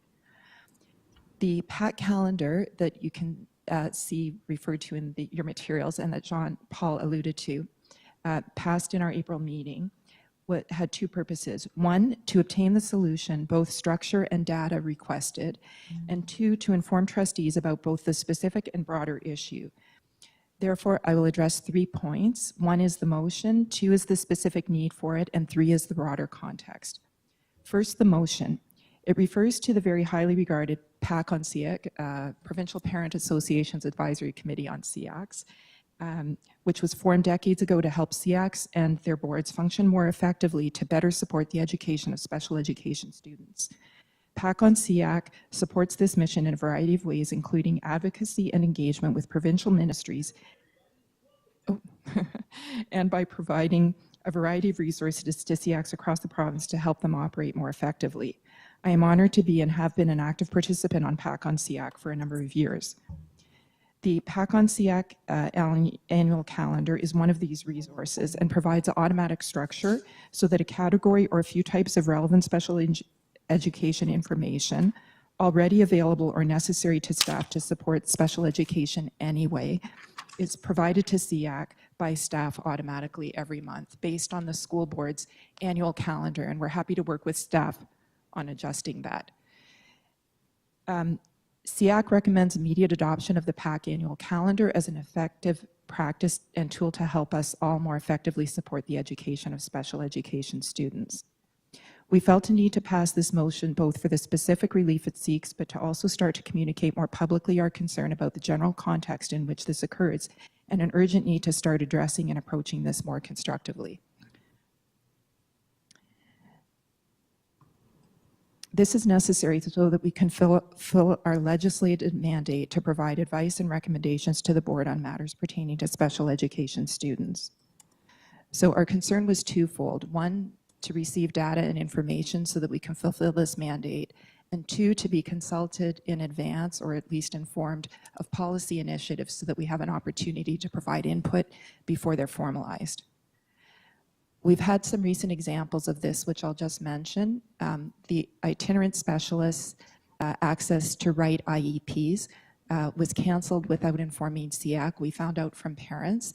After we could engage and provide input, we could help work toward a better and more efficient solution for everyone. A second example is TDSB's relatively new primary IEP strategy. It was planned and fully implemented and rolled out to staff without ever first mentioning it to SEAC. This was surprising since IEPs are by definition and by volume a very significant and important component of special education delivery. A third example is much more recent. We learned in an FBEC meeting that the population of special education students in TDSB had declined by 5,500 students in the last year, which is about 12% of the total population of special education students in the board, whereas the total decline in all students in the board was only about 4%. So having an understanding about data and policy helps us to provide advice and recommendations on how better to support these students. The last example I'll just mention is the SEPAR-C policy, which you've heard a few parents delegate on tonight. This was another example of policy change that was implemented without consultation with SEAC. Even though we had been informed previously, we would be consulted if a change was contemplated. So we only found out about SEAC only found out about the restriction on access to SEPAR-Cs after parents started to approach us in last year. So if we can be informed of contemplated policy changes, we can engage and try to work collaboratively and constructively with staff to make better choices, which is, I think, our shared goal. Going forward, SEAC warmly welcomed our new Associate Director recently, and we've appreciated her comments to the full group and in starting offline discussions. We are encouraged by this and look forward to working collaboratively and constructively with her and all staff going forward. It is important that we be listened to and heard and afforded the opportunity to work collaboratively and constructively with the board to improve education support and outcomes for all special education students. I would like to provide 3 simple metaphors as a model for, I think, a constructive and collaborative model going forward. The first is an orange. Instead of having 2 parties in effect telling each other what each wants, that each wants to have the orange, if we can have a conversation discussing needs and priorities, we might learn that one party really wants the orange for its peel, to shave a zest to add to their baking, while the other party really wants the inside of the orange so that it can be squeezed for juice. Understanding needs and finding ways to work together to maximize outcomes is our goal, and I think this is feasible and reasonable. The second metaphor is a fruit bowl, which is actually more like special education than the orange. The special education fruit bowl contains all types of fruits, some more common than others. Although we might generally characterize them all as fruit, and some might have some shared innate characteristics, on closer view, many are very different from each other and cannot be treated the same. For example, you can toss some fresh hard apples into a bag together in the bottom of your grocery cart and they'll be fine, but you can't treat grapes the same way or they won't. In special education, we get very concerned when it seems that sometimes our kids are all viewed generically as fruit, when they're actually sometimes very different and need to be treated as such so that they're not crushed by generic grouping. Lastly, my third metaphor is an elephant.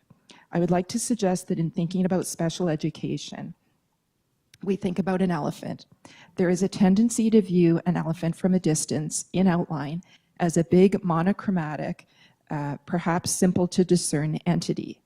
However, special education is not an elephant on the outside. It's a collection of tusks, unusual tusks, big floppy ears, strange long but talented trunks, big feet, and slender swishy tails, among other attributes. But also on the inside, there are less visible characteristics such as extraordinary memories, intelligence, and family cohesion in elephants. Special education students also have an assortment of often very visible and less visible attributes. But if we treat them all generically as a homogeneous big entity, we cannot properly support them. The connection of the elephant metaphor to this motion is that if we do not receive information on how the tusks, the tails, the ears, and the trunks are all doing, we cannot do our duty to help support them. In conclusion, in SEAC, we hope that by starting to better share both information and policy planning initiatives in advance, we can collaboratively do a much better job to support this important area of education and students. Thank you very much for listening. Thank you so much for presenting that report. And I love your metaphors, by the way. Very descriptive. I think we have a motion. Any questions of clarification or questions from trustees? Trustee Dawson?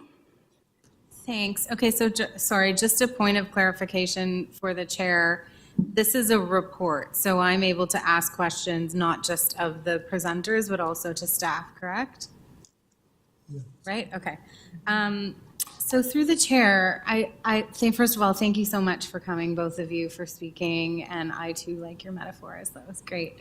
On the original screen, it talked about that you had received data before and in piecemeal. Is that something that you are the same data that you're asking for, just more consistently? Or are you asking for different data? The thing that is, as I said at the beginning, this motion, what we're trying to do, adopting the Park on SEAC calendar, will help us with, improving the way that we work, with staff, and also helping, staff, planning ahead on some of these data that we often need and request for. And that's the whole thing. I mean, that is moving forward.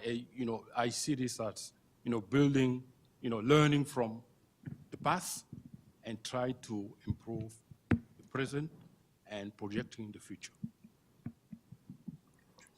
I agree. I would just add to that. The PAC calendar of information is just one tool in a toolkit. So SEAC representatives have formed a number of working groups over the last few years on topics like special education plan, budget, K-12 accessibility, and effective practices is one of those working groups. So this recommendation came out of that, and we will be modeling on many other valuable resources like other effective practices tools from, for example, PAC on SEAC, on the budget, on how to manage SEAC, and so on. But these are just tools in the toolkit. They're not limited and exclusive. We're just trying to make it easier and more organized for everyone. Okay, thank you. So then would it be correct to say that what you're really trying to achieve is the essence of that, like the rhythm of being consulted and at the appropriate time, which by the way is a challenge for all of our committees, so I fully support you on that. But to be consulted at the appropriate time and to have a calendar flow in general, that's sort of the essence of what you're asking for. Okay, thank you so much. Yes, thank you. Thank you. I have Trustee Arts. Sorry, I'm next. not done. And through the chair, for staff, is this possible? Is the PAC on SEAC calendar possible? And if not, what is the alternative that addresses the essence of their needs?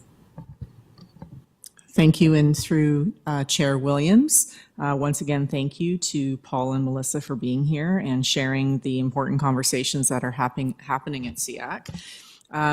We know that SEAC is an advisory body, and they elevate the voice of not only parents, but they have specific insight into students with very specific learning differences. The calendar, PAC on SEAC, is a provincial body representative of different members of SEAC. The calendar in itself, I've had an opportunity to review it, doesn't really fit the timelines for the TDSB. The spirit of the calendar is absolutely endorsed by staff. There are none of the recommendations that are in there that isn't data that we are very happy and importantly must share with SEAC, but it can't be adopted as it is written, and nor the request for data, the motion that is before the committee right now, some of the data will be problematic. So what staff are asking and is for this motion to be referred to staff so that we can continue the work which has already started to look at that calendar and to make it align to what is possible within the timelines for TDSB. And I would say I'm excited about having conversations about what our goals are that we can choose. There would be too many to pick all of them, but what we would identify together as a committee and work collaboratively together to outline clearly and to choose data that is going to be indicating the work and the progress that we make for our students. Thank you. And through the chair, just one last comment. So it sounds like staff are referring that, proposing to refer this back to them. But I just want to validate for you guys and the committee at large, if you're listening, how frustrating it is to not be in that rhythm and flow and to find out that you have missed the boat in speaking or being consulted on an issue. That is not acceptable, and I'm sorry if that has happened to SEAC. But you do have, it sounds like the commitment from staff, and they have, I heard that commitment at the most recent meeting that I attended at SEAC. So I'm hoping that over time, your confidence in the board in getting into that rhythm with you will be restored. So I just wanted to validate your concerns. Thank you so much. We really appreciate your comments and also the comments of the Associate Director. We are really looking forward to moving forward to collaboratively and constructively best support our students as possible. So thank you. Thank you.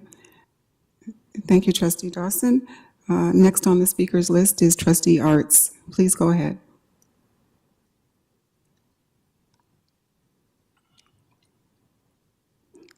Trustee Arts, did you have a question or comment?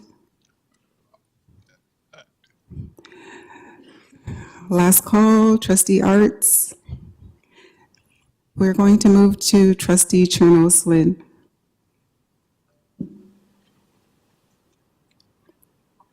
Thank you. Sorry, my camera was off because I was eating dinner, and it was a bit noisy in my house earlier. Okay, so I appreciate the request of this motion, and I appreciate the comments very much from Associate Director Srisco about working together with SEAC. I think building those positive relationships is really important between our community advisory committees, our statutory committees, and staff and trustees. So I would just like to move that this be referred back in the spirit of that collaboration, which I hear from staff on this. So I would move to refer this back on that basis, and I hope that someone will second that. Thank you, Trustee Chernos-Lynn. And I'm going back to Trustee Arts to see if she's able to speak now. Hello. Sorry, I have trouble with my device. So thank you very much. I'm glad to see this. I know that the PAC on SEAC. Excuse me, Trustee Arts. Just a procedural matter. Trustee Chernos-Lynn has put a motion on the floor, so we need a seconder. The motion, as I understand it, was that the matter be referred to staff on the feasibility of the development of a calendar that includes the information requested and outlined by SEAC that is aligned to the board's timelines and capabilities. That was my understanding. Do we have a seconder? Seconded by Trustee Dawson.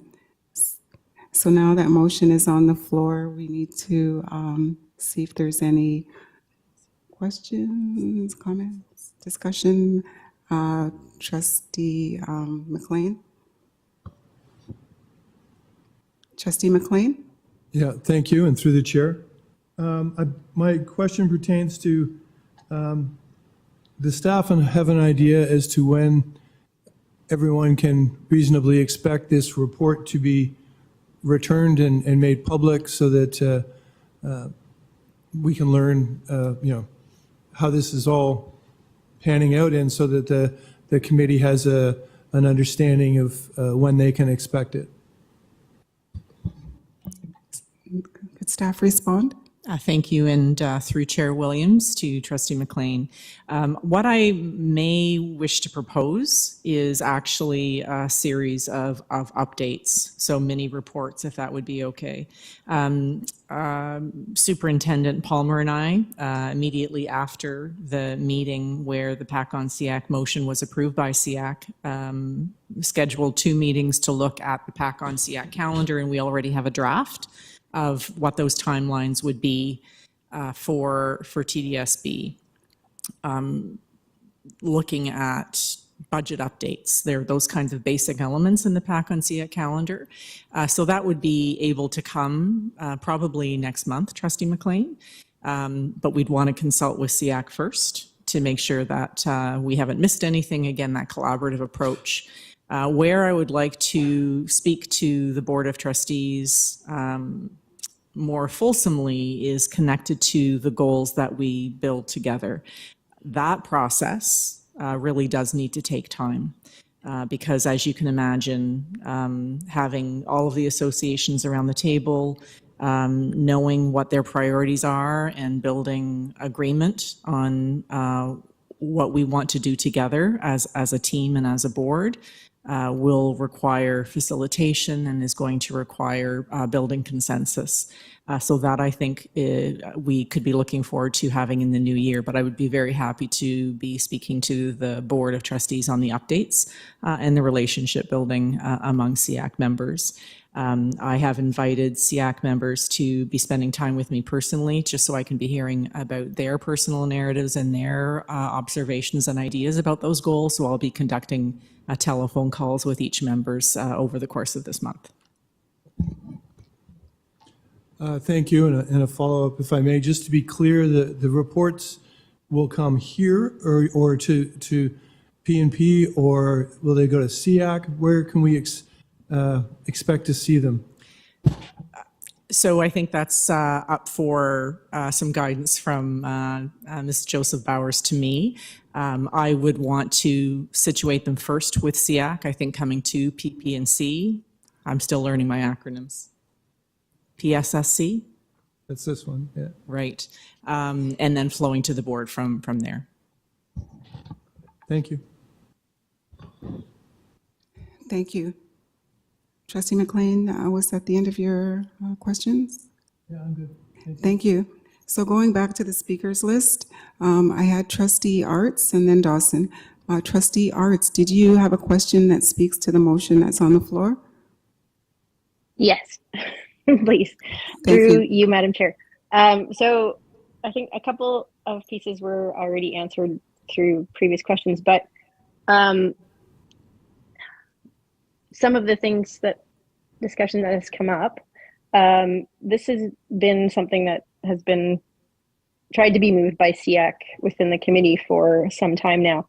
A lot of what's in here is the relationship between or the schedule that SEAC is on and how it considers data. And I understand that some of the items that are listed within the PAC calendar are not in the same time frame as reports that come to board. But a lot of the pieces that SEAC is interested in, especially the items that Ms. Rosen spoke to in her delegation, would never come to board. These are operational pieces that aren't coming as reports to board, except for maybe at the end of the year or at a once a year in the special education overall report. And that's really not something trustees are deciding on. It's a report for information. So I'm concerned about reports having to rely on the board schedule because it is not fast and it is onerous.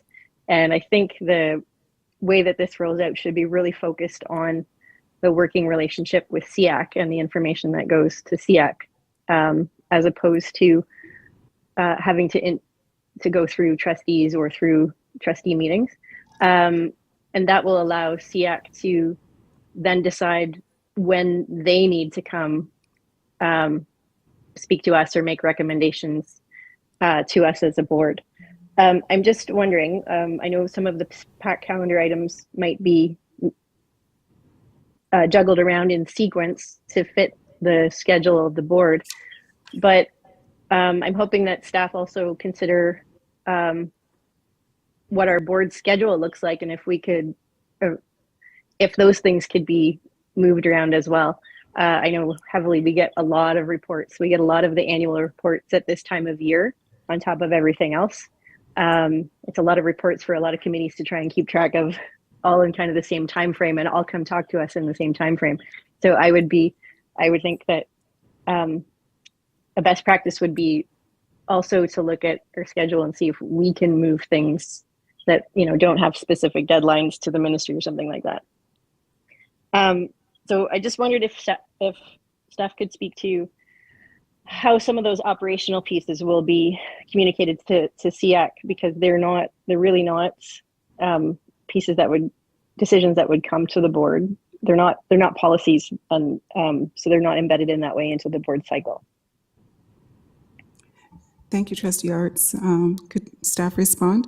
Thank you, and through you, Chair Williams, to Trustee Arts. I think that you raised some really excellent points, Trustee Arts, and the intention is to be responsive and building that positive relationship. SEAC holds legislated authority and responsibility for monitoring students, the success and achievement of students with special education needs. Certainly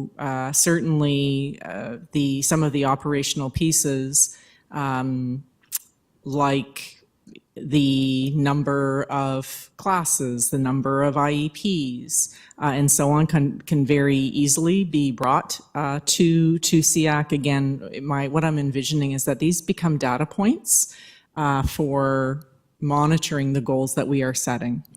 So if we think that that is the most responsive way in a very large board to give the people who represent our students with exceptionalities the information that we need, that can be where we focus building that calendar and that reporting cycle, and it would then flow to the board from SEAC. And as you said, if SEAC wanted to bring attention to a specific matter to the full board, they would exercise their ability to write a report and seek to speak to you or to the minister directly. Thank you very much. That's all for me. Thank you, Trustee Arts. Next on the speakers list is Trustee Dawson. Sorry, through the chair, I actually was speaking to the report again, not the motion. So I Okay, thank you for clarifying. So it looks like no one online, no one in the room with any more questions of clarification. So we will move to the vote on the motion. Is it going to be an e-scribe? Yes, it is. So trustees on the PSSC committee, please submit your vote. Chernis Lynn in favor, please. Thank you.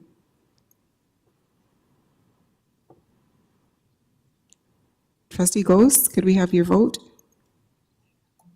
And Trustee Trustee Ghost in favor. Thank you. And Trustee Shan, your vote?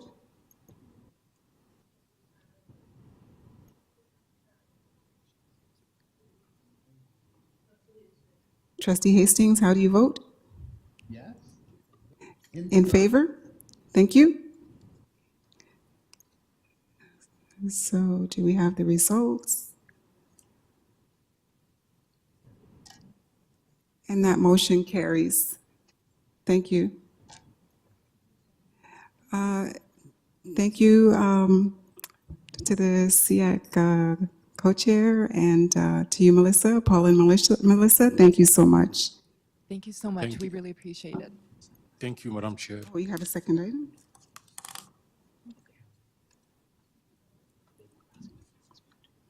Did you want to speak to the housekeeping piece?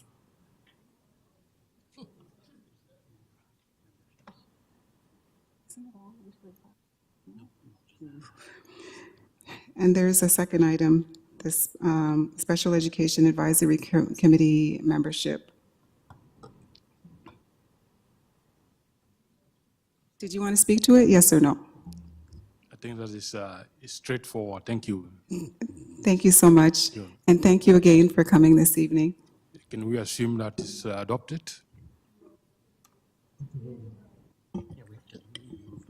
Mover and a seconder on that item to receive.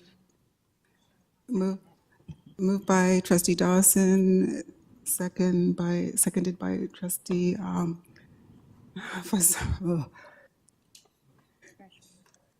Trustee Reshwan. All in favor? Oh, we're opening the vote on e-scribe.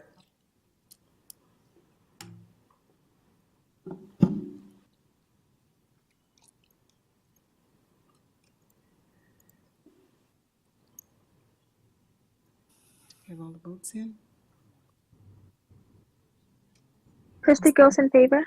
Thank you. Trustee Chernos Lynn? Thank you. Trustee Ghosting, Trustee Hastings, how do you vote?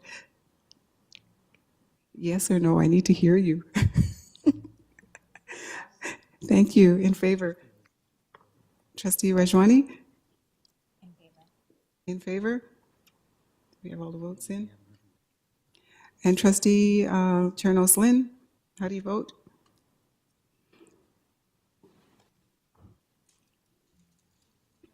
Is it in? Trustee Chernos Lynn, last call.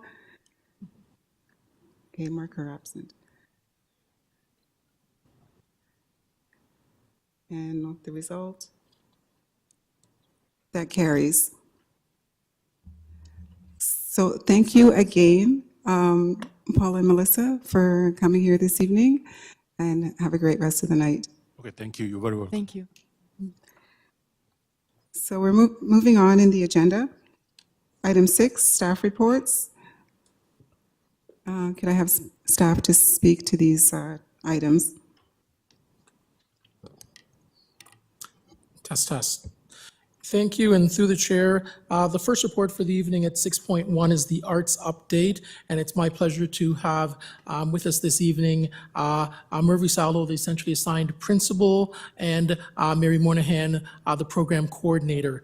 Part of what this report does is it provides us with an update or a snapshot of some of the outstanding work that's happening within the TDSB around arts programming for all of our students. So much of the arts is about engagement and excitement. And for so many of the students across our city, it is their route for belonging, acceptance, and also for achievement. So without any further ado, I'm going to turn it over to Murphy Salo in order to speak to this report. Thank you. Good evening. Thank you, Associate Director Salmon, and through Chair Williams. Next slide, please. Through Chair Williams, today we'll be presenting the arts update, annual update for 22-23 for receipt. The TDSB Arts Department supports teachers in schools in developing dance, drama, media arts, music, and visual arts skills as outlined in the Ontario Arts Curriculum. This year, the department continued to provide professional learning opportunities, system-wide arts events, the artists in the classroom programs, among many other initiatives. The multi-year strategic plan guides the department's work in achieving the goals through various initiatives. This report highlights 4 areas, including TDSB Creates, which provides opportunities for artist mentorships, residencies, and performances. Secondly, the department also provides system-wide art subsidies. Third, we'll highlight some professional learning that the department has been leading. And fourth, some community arts programs. Next slide, please. And I'll pass it on to Coordinator Moynihan to speak to this slide. Thank you.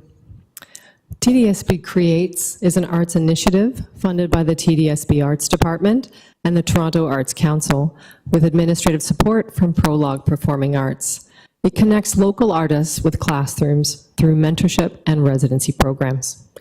This Artists in the Classroom program explores various art forms, including visual arts, dance, drama, spoken word, film, music, and multidisciplinary arts.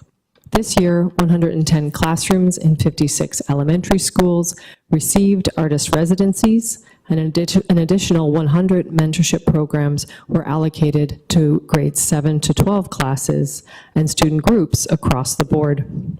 Mentorships culminated in a system-wide festival and exhibition where hundreds of students showcased their creations. TDSB Creates has positively impacted students and teachers by fostering creativity, collaboration, and well-being. The program will continue to incorporate learnings and ensure the representation of TDSB communities in the future. Next slide, please. The TDSB Arts Department also provides a range of subsidies and digital resources to support arts education in the system. These include things such as an instrument repair budget, arts opportunity funds, arts building communities subsidy, and access to resources, digital resources such as Soundtrap and Music Play Online. These subsidies are allocated annually to support schools and promote community networks, and the digital resources are reviewed annually to ensure the subscriptions meet the system's needs. The impact of these subsidies and resources is evidenced by enhanced opportunities for schools, increased access to music programs, and positive feedback from teachers and students. Next slide, please, and I'll pass it back to Coordinator Moynihan. Thank you. The TDSB Arts Department provides professional learning opportunities for educators in participatory and job-embedded models, exploring topics such as cultural appreciation versus appropriation, centering anti-oppression and anti-racism in arts classrooms, and exploring land and water through the arts. This year, 875 teachers participated in virtual and in-person professional learning opportunities and gave positive feedback on the chance to reflect on pedagogy and learn from colleagues. Next year, the department will continue to develop the Arts Lead Educator Network program, provide professional learning initiatives, and support system-wide professional learning about arts and STEM. Arts Department is also supporting teachers in Central Student Interest Arts programs, including 2 new Student Interest Arts program sites projected to open in 2024. Centrally assigned Principal Salo. Thank you. Next slide, please. The TDSB Arts Department also offers programs to enhance the arts curriculum in schools, including itinerant music instructors, the Community Music Program, PanFest, and Arts Co-op. These programs aim to expand and enrich students' understanding of arts, promote cultural appreciation and responsive programming, and improve teacher pedagogy. These programs have positively impacted staff and students, leading to increased classroom engagement, specialized skills development, and opportunities for student-led workshops on reconciliation. The Arts Department will continue to offer these programs in the upcoming 23-24 school year, prioritizing equity of access and culturally relevant and responsive programming. Next slide, please.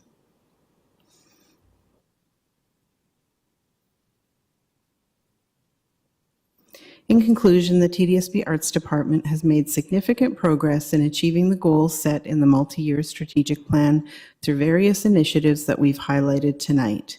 The department has also collaborated with many other departments on projects such as PanFest, Your Voice is Power, and our Arts Co-op. The Arts Department has contributed significantly to student learning and well-being by providing various opportunities for students to engage in arts education. Thank you for your time and attention to this report. We welcome any questions. Thank you. Thank you so much to staff for that report. Do I have any questions from trustees? Any online? Trustee Dawson? Thank you through the chair. I just want to make a comment. Trustee Williams and I had the pleasure of attending the TDSB Creates launch at Artscape Young Place. And I have to say, it was one of the highlights of my term so far. It was such a brilliant event. It generated so much joy and excitement from the community. And it was just amazing to see the different mediums incorporated in that way. I don't know the art language necessarily, but you know what I'm talking about. It was such a brilliant event. My son also participated in PanFest this year, and I'm just, I really want to just thank staff for planning and devoting so much time, love, and energy into these really, really meaningful experiences for students. So thank you. Thank you. And Trustee King. Thank you through the chair, and thank you to staff for the update and report as well. I have a couple of questions just related to some of the funding that you mentioned. So the CREATES program is partially funded by TDSB, but we also receive some external funding through government through Toronto Arts Council. I'm getting the nods, okay. With the art department, you mentioned different subsidies that are made available, and I'm just curious, when we get to the point where we're looking at budgets and we're looking at budget lines, where does that funding come from? What are we looking at for what area of GSN or whatever other bucket it is that corresponds with the subsidies that allow this to happen? Thank you. Could staff respond? So through the chair, I'll ask Centrally Assigned Principal Salo to start if you'd like. Thank you, and through the chair, the Arts Department is funded through the GSN. So through the chair, part of what, as we are going through the budget cycle right now, each of the internal departments are in fact allocated a specific amount of funds in order to support the functioning of those particular departments. And as such, that would be through the actual GSNs that those funds are provided to us through. Okay, thank you. I'll know to look out for that when we get to that conversation in FBAC. One other question.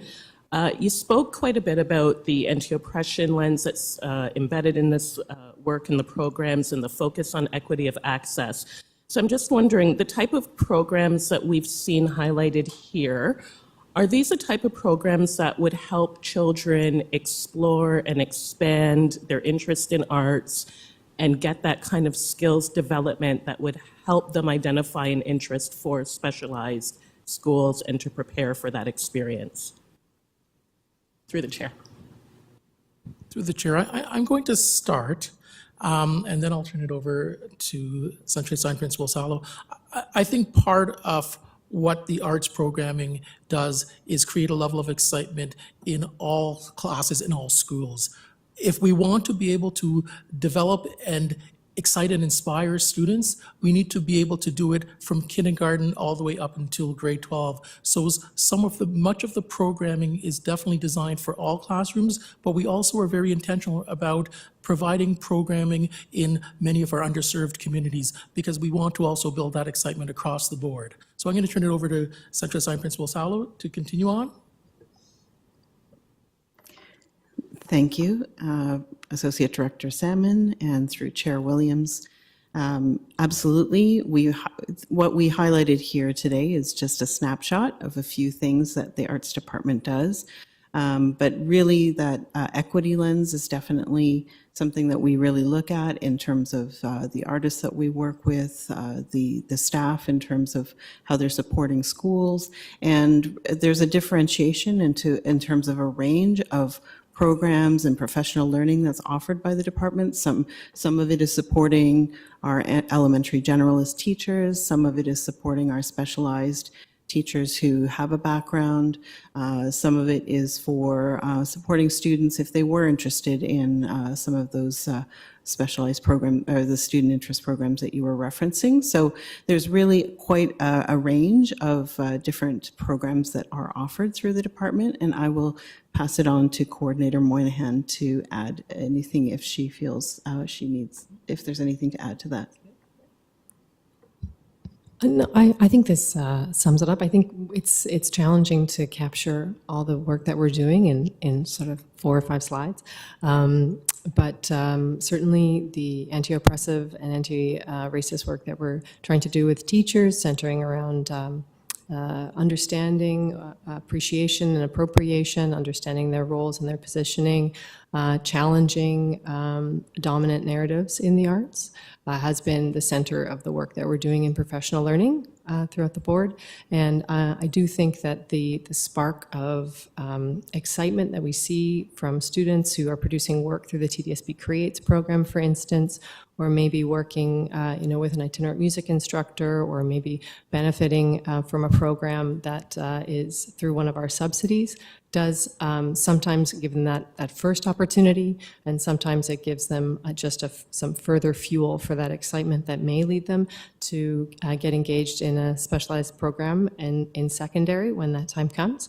But it may just be a part. We encourage, the enjoyment of arts and the engagement of arts with students through their whole lifetimes, whatever the path they choose. Thank you for the clarification. Thank you so much. So at this point, we need a mover and a seconder to accept the report. Moved by Trustee King, seconded by Trustee Dawson. And all in favor? Are we using an e-scribe? E-scribe?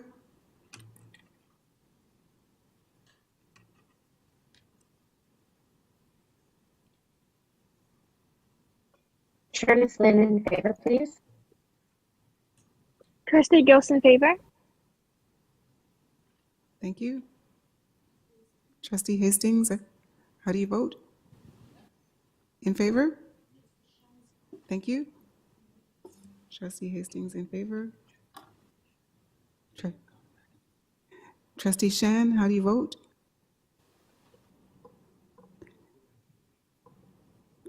Trustee Shan, absent. And results, and that carries. Thank you so much. We're moving to the next agenda item, the staff report, the Center of Excellence for Black Student Achievement Update, Year 1.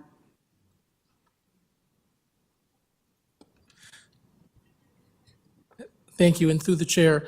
The next report is the report as far as the first year update for the Center of Excellence for Black Student Achievement. I'm actually not quite sure where to start. And I say that because I don't want to take up too much time, but I really do want to acknowledge the work that has been done through the center. Last night, I attended a function that was put on by the center that was a mentoring opportunity for TDSB staff from across the system, an opportunity to meet with those who are in leadership roles and also those who aspire towards leadership and those who may not necessarily be on the leadership journey, but are just contemplating that particular notion. And it was an affinity space for Black staff. And what it really did, you actually suddenly felt a part of something bigger than yourself. And that's what the center brings. It does a myriad of other things, and I think you heard this evening from some of the students that have participated in programming from the center and just how it opened up their minds, opened up their notion of what is possible, and explored opportunities that are there within our system and also outside of our system, and allowed our students to make connections to places that they never would have made before. To say that the center has had an impact is an understatement. To say that the work that Karen Murray and the entire team has done over the course of the last approaching 2 years come June the 1st is also an understatement. So I'm going to turn it over to Karen, but I really want to start off by simply saying thank you to her, thank you to her team, thank you to what they've actually built, which is a group of individuals who are committed to Black excellence, to addressing issues around disproportionality within the Black community, to showcasing what Black excellence looks like, feels like, and sounds like in every single school across our system. Karen, I'll turn it over to you. Thank you. And thank you, Audley, and through you, Chair Williams. I want to start by saying it's hard to follow student voice. And so I'm going to try my best as I bring forward the report to have their voice still center what it is that we did, because they came tonight. So many were surprises for me to really talk about the impact of the center. So I want to begin how we begin everything at the center. We always acknowledge the land that we're on, and we also engage in an ancestral African acknowledgement. So I wanted to position that so you can understand what our students hear about as they think about their commitment to truth and and reconciliation, and as well as their relationship to First Nation, Métis, and Inuit people, but also understanding that, as Audley just described, the center comes from a space that is a response to colonization. So please indulge me. We acknowledge the indigenous Africans who were forcefully removed from their native lands and dispersed across the New World. This involuntary migration heavily contributed to the movement of African descendant peoples across the African diaspora to places like Canada. As students and learners, we deem it highly necessary to think deeper and examine the processes that led to this disposition of indigenous people on this land and settler colonialism. Stolen people on stolen land. And entering a conversation about anti-Black racism, and I'm going to enter here by saying the center is one of those responses. It is important to center the humanity of Black children and Black families and to examine systems such as the education system that act upon them. And tonight I'm reading African Ancestral Acknowledgement from one of our community partners, Natasha Henry, who's the president of the Ontario Black History Society. She's an educational consultant, a historian, and a friend to the center because she speaks to curriculum and the importance of affirming curriculum for students. So thank you for that, giving me that entry. And can we go to the next slide? So just setting it up for those who wasn't with us a while ago, but this Center of Excellence for Black Student Achievement, and we need to be really proud about this, it's the first publicly funded center in North America. That's huge. There are centers like this. Many people know about these types of centers where focuses on Black students and affirming spaces, affinity spaces, but they're usually in post-secondary spaces. We're in K-12. So it looks and it feels and it operates differently. And when we were doing the research for the center, we found a center kind of similar in Madison, Wisconsin, but that is a community funding space. So I think for us within the Toronto District School Board, when we were approved and we came here to this room to bring forward the idea of the center at 2020, we didn't realize we were making history, that we were creating legacy, and that we were affirming many diverse communities that had came to this chambers and others speaking for a place, a hub, in order to engage in this work. So we launched virtually in 2021, and we are heading into our second anniversary. We launched physically in 2022, and we're located within the Winston Church area. So let me get to the report. So what the report does is sets the context a little bit around what the center is. It's aimed to improving the experiences of Black students in our district, the way in which we advocate, and the way in which we engage in community as well as staff. We do focus on addressing anti-Black racism, and you'll see how we do that in professional learning in a second. Can I go to the next slide? So one of the things that make us very unique, we have mandates, and these mandates is what drives the program. We have mandates tied to students, and many of our students this evening, as they came forward, talked about how these mandates have impacted their life. We have mandates tied to families and communities, and some that are specifically tied to system and staff. So when Dr. George Day started us off this evening, who is renowned for his work on Afrocentric education. He was talking about those best practices tied to not only knowledge in academia, but knowledge that comes from the work we do in classrooms and schools. Can we go to the next slide? Thank you. So this year, every year, the center has a collaborative inquiry that drives us.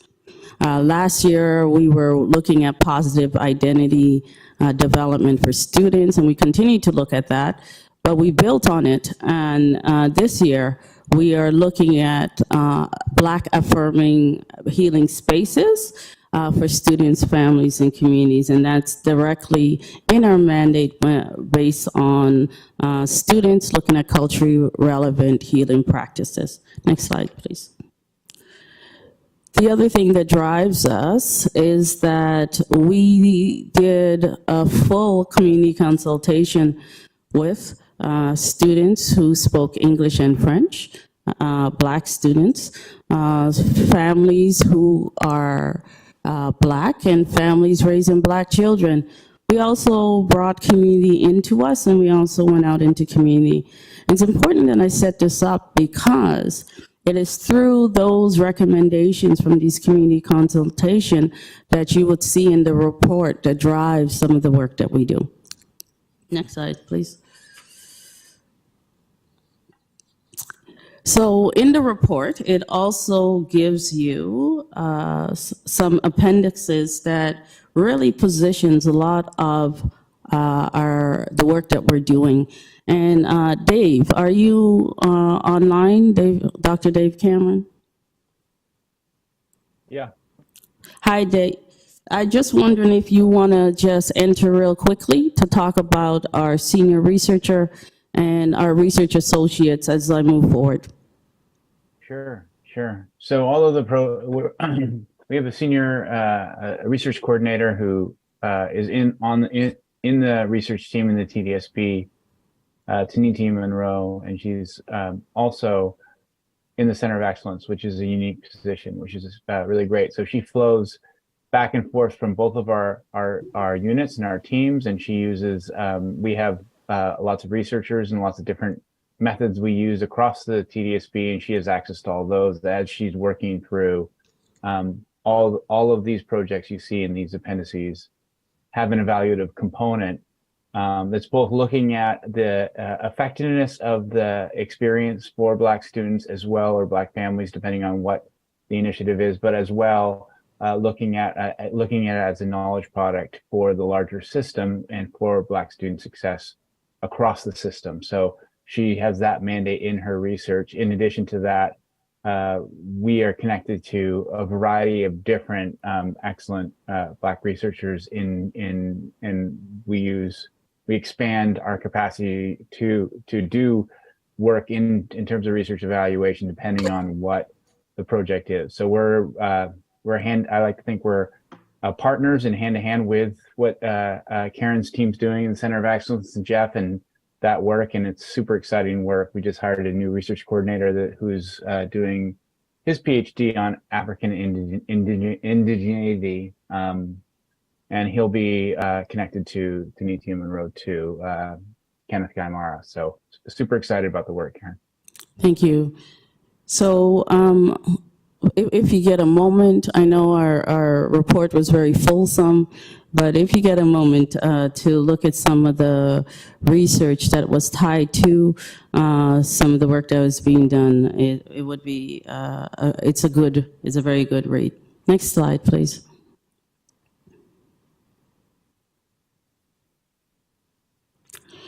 The report is also centered onto these three big areas: student program and leadership, professional learning and system-wide initiatives that affirm identities and address anti-Black racism, as well as community engagement and outreach. Can I go to the next slide? So what I wanted to do just quickly, and I'll go through this quick so that if you have questions, I can respond to it. And on the line, I also have my graduation coach for Black Student Achievement, Kai Gordon, who can answer some of these. But I wanted to just bring your attention to some that actually the students surprised me with talking about. Black Student Summer Leadership Program. I want to share this one just to say this is one of our most successful programs. We collaborate with the research department. We collaborate with Continuing Ed and Focus on Youth here in the TDSB. We have over 110 students already engaging in training for youth participatory action research so that they can go out and be researchers this summer in those places of passion that Angelique mentioned and others. The other one I want to raise is that we have some really strong young girls, and if you read the front of the report, you could see the fasting rising group towards graduation is young Black girls in their district. And the Black Girls Book Club, you heard two of the members tonight. Every single member sound like that. Every single one. They have done professional learning for educators in our district in terms of literacy around what is those conditions that you should set in your classrooms to engage young Black students in reading. So I just wanted to rate those two, and we'll come back to Pathways to Public Health after. Can we go to the next slide? I wanted to introduce a new group of staff to you. At the end of last year, we have 21.5 staff at the center, and we got our social workers. And our social workers have been making a difference in the district in regards to mental health and well-being. And I just wanted to give a moment to talk about the work they're doing for Black boys in the system. They have been running a 10-week program in numerous schools, elementary and secondary. And these programs talk about how, and teaches young boys about how do I respond when I have that moment. Right before I get angry or upset, how do I talk it out? What are some of those skills I need to have? And I wanted to share one response from a student who is in the program. It says, it helped me express my emotions because I never liked talking to people about how I feel and what I'm going through. And so very proud of this program and all the work that it's doing in the system. Can I get to the next slide? I'm almost. When we talk about professional development for staff, we've really been focusing a lot on affirming identities and addressing anti-Black racism. So we just shared three that's there. We had this amazing session that started off African Heritage, Black History Month with best-selling author Lawrence Hill around the Book of Negroes, and it was absolutely phenomenal. We still have a series going through around racial literacy and addressing anti-Black racism by Dr. Nicole Wells Burns. And we've been working with the Parent Engagement Office and as well as Model Schools on an International Decade of People of African Descent series. And Natasha Henry, who I started the African Ancestral Acknowledgement this evening, did a session for us on African Canadian history in the curriculum. Let's go to the last slide. And then I just want to leave you with this. As I said, our mandates encourage us to work with many different stakeholders. So we have a great series going on called Webinar Wednesdays. This is for parents and community and families on finding out various areas of interest. We've partnered with our guidance in TDSB, with special ed, for those conversations. And I wanted to put a plug, because I got to do this. We have pre-kindergarten program, Inspired to Excel. We're in our 10th year. And we are so proud of that program because we've started with 4 spaces across this district and 80 students. And we have gotten as high as 400. And we're right in a moment right now of advertising and registering the new families. We are their first contact before they come into the district. And I just want to say, we have some new community support workers and student equity program advisors on our team that's going to help us promote this program across the city. So I'll stop there and answer any questions, and thank you so much.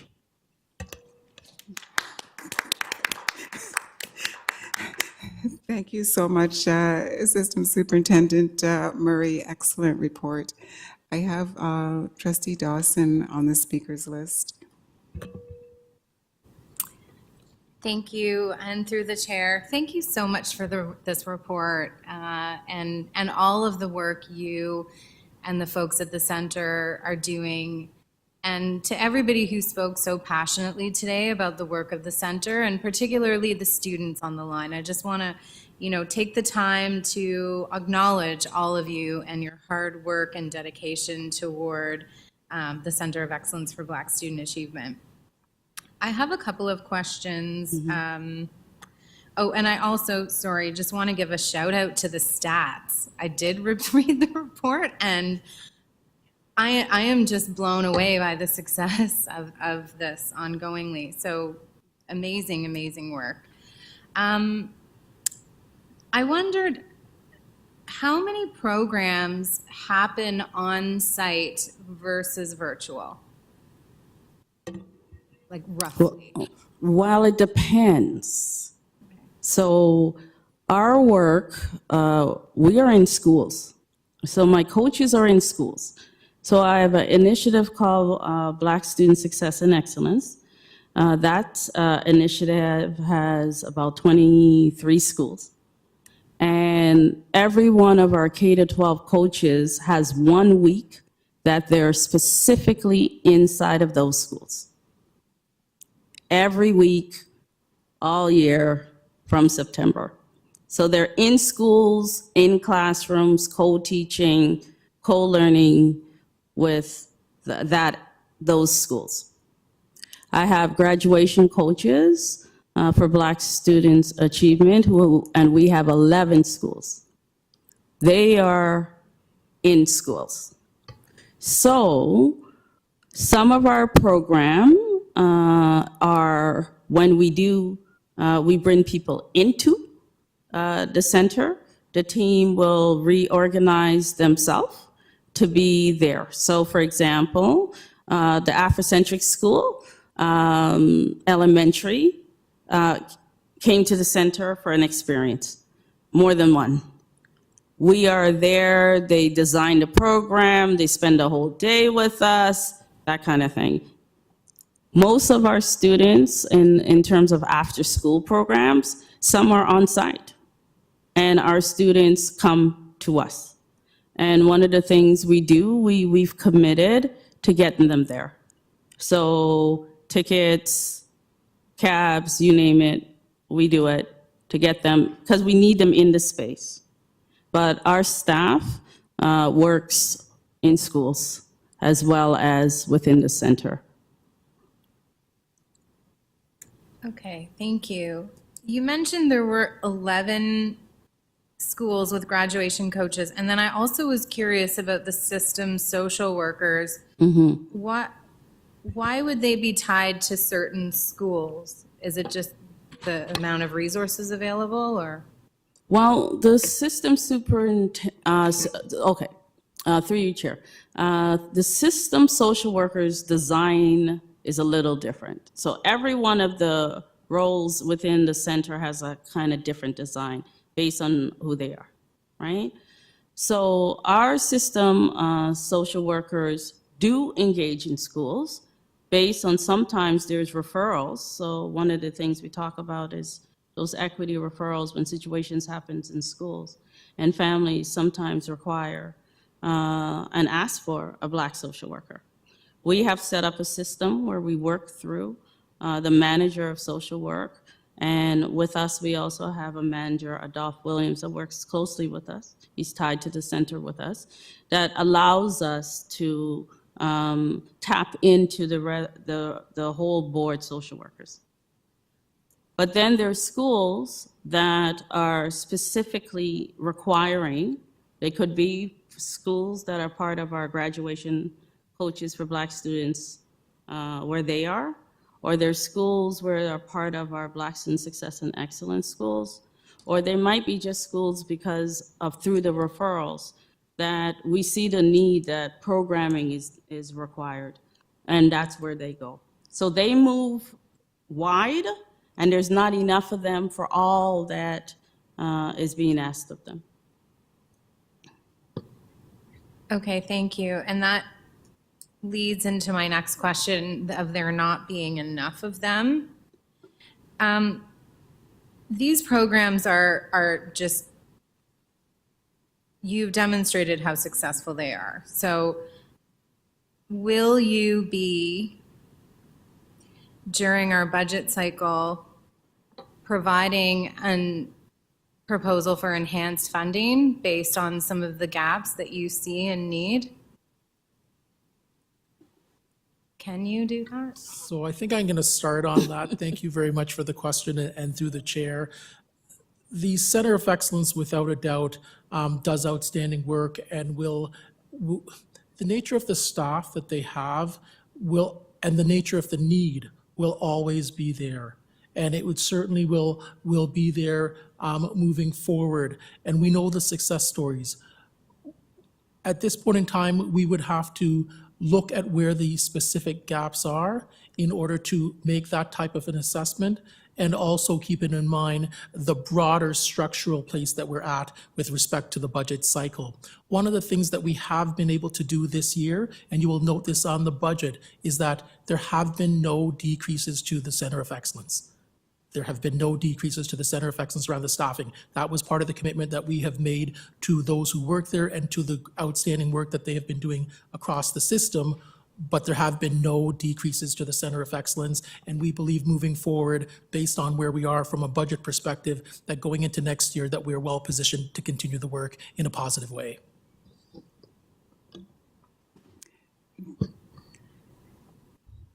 Okay, thank you. Through the chair, can we receive a budget proposal for enhancing the work of the Center of Excellence in terms of bridging some of the gaps? Can we have that? Through the chair, we are pleased to bring that back. Thank you. Thank you so much. And then I wondered, okay, so I have two last questions. I'll just ask them both. Would you see any benefit to operating a satellite site at all? And then my second to last question is, do you support students with special education needs? I could say yes and yes. We've already started to think about what a satellite could look like in the West. We recognize by being in Dorset Park, it's great for Scarborough, but it is a challenge sometimes for our students to get there. But we have been making it work, and they're excited, and they come all the way from South Etobicoke to us. So we know that the travel is, they're willing to do so to get there, but we have started talking about that. And yes, we do support special education in many, many different ways, and anything from the professional learning that we do to engaging with work around specific areas within Spec Ed. So we do that. Okay, thank you. No further questions. Thank you so much, Trustee Dawson, and thank you to staff for those responses. Our next speaker, Trustee King. Thank you through the chair, and thank you to Ms. Murray and staff for the report. My questions about budget and staffing levels for 23-24 were already answered, so I will just comment that I heard a couple of things that sound a bit unique that I really appreciated hearing. First of all, that connection between the center and research, really having that interdisciplinary kind of work and that lens and that fluidity sounds like it's been really positive. Also really loved hearing about the opportunity for students to provide learning to staff. I've seen that in a number of examples where I think that it has a lot of weight for a number of reasons. So just wanted to commend that work and again, the work of staff, and I look forward to continuing to support this financially with the resources that are needed to sustain and to grow from here. Thank you. Thank you, Trustee King.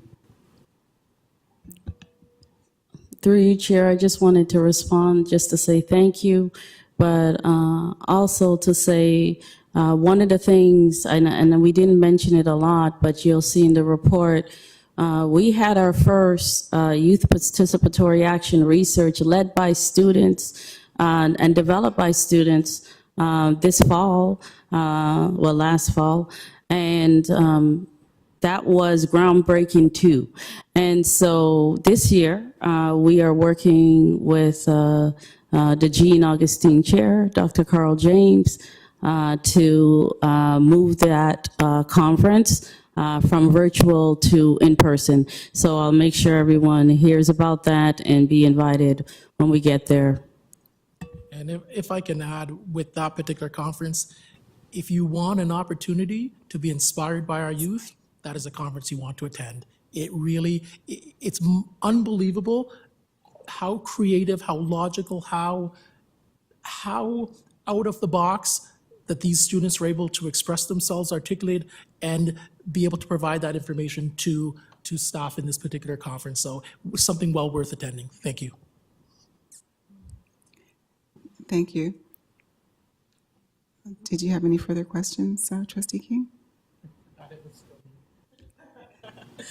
I don't have any further questions, but I would add to your comment earlier, Mr. Salmon, about the power of being in that space. And I had the opportunity to do that when I attended the Know Your Worth conference, to be in that space with senior leaders, with educators, with students. It's so hard to describe, but really appreciate the power of what having that physical space to come together really means for us. So thank you. And no further comments. Thank you so much. Our next speaker, Trustee McLean. Thank you, and through the chair.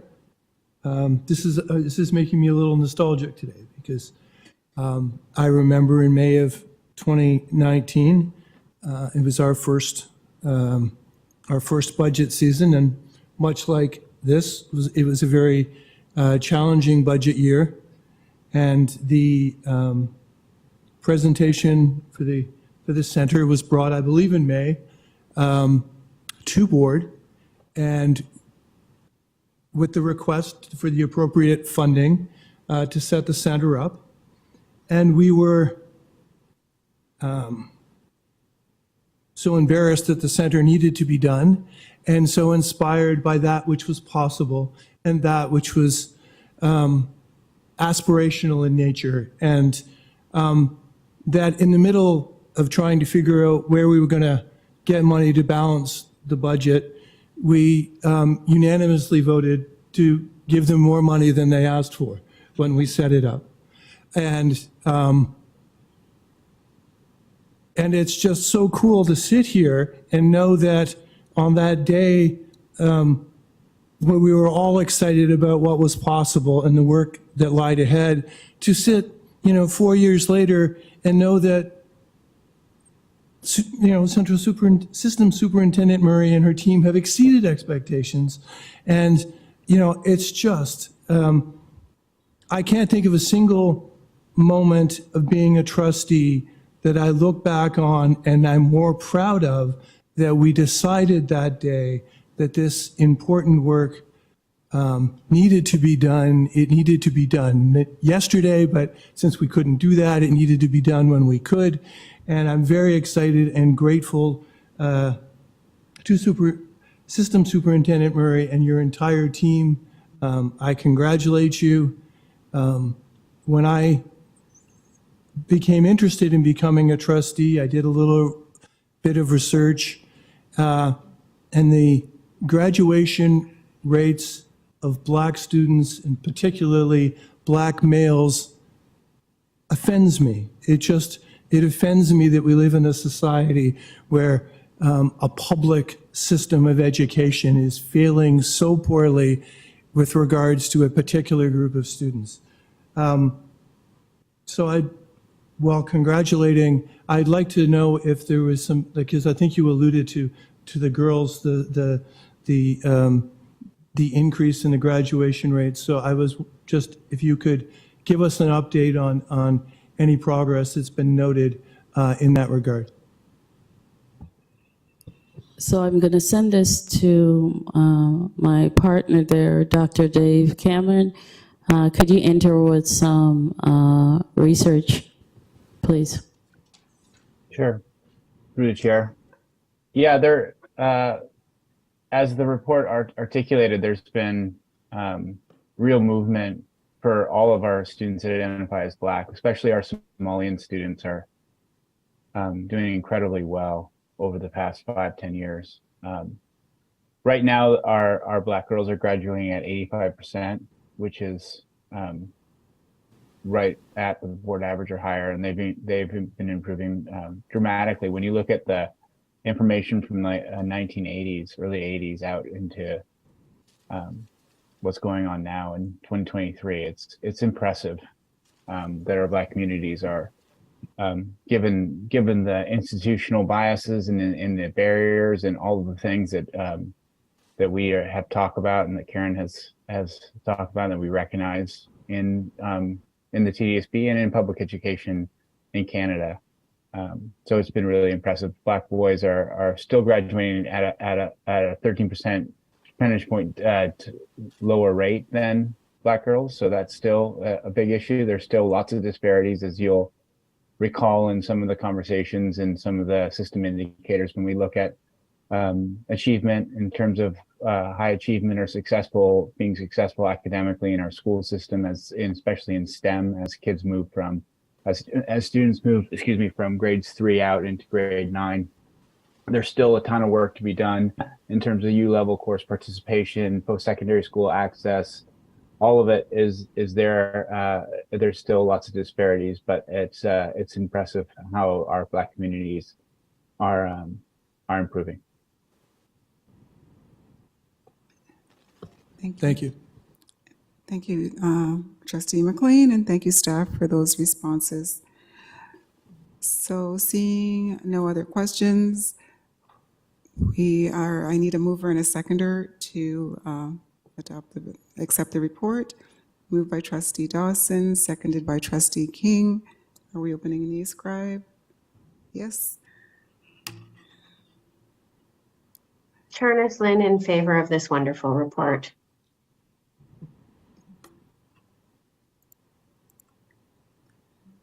Okay, we're just waiting for the result.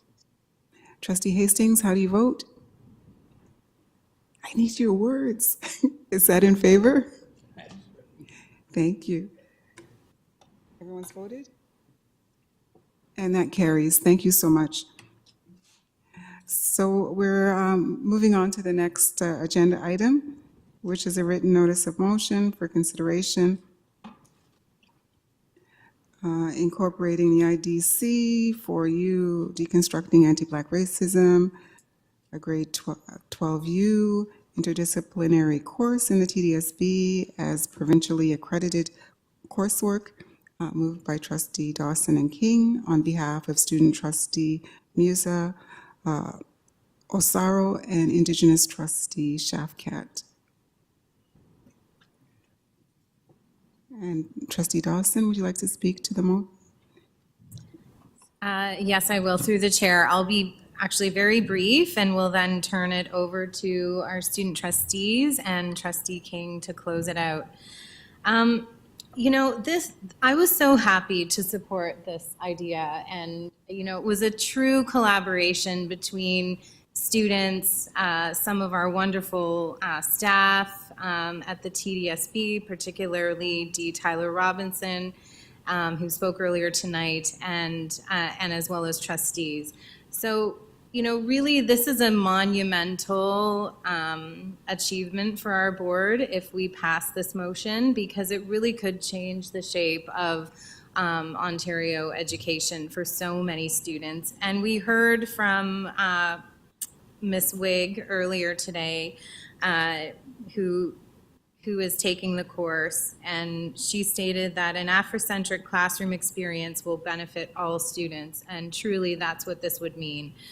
So I'm very happy to put forward this motion, and I hope that we can receive unanimous support from trustees. Thank you, and over to students.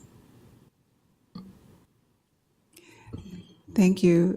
Student Trustee Shafkat? Thank you. Through you, Madam Chair.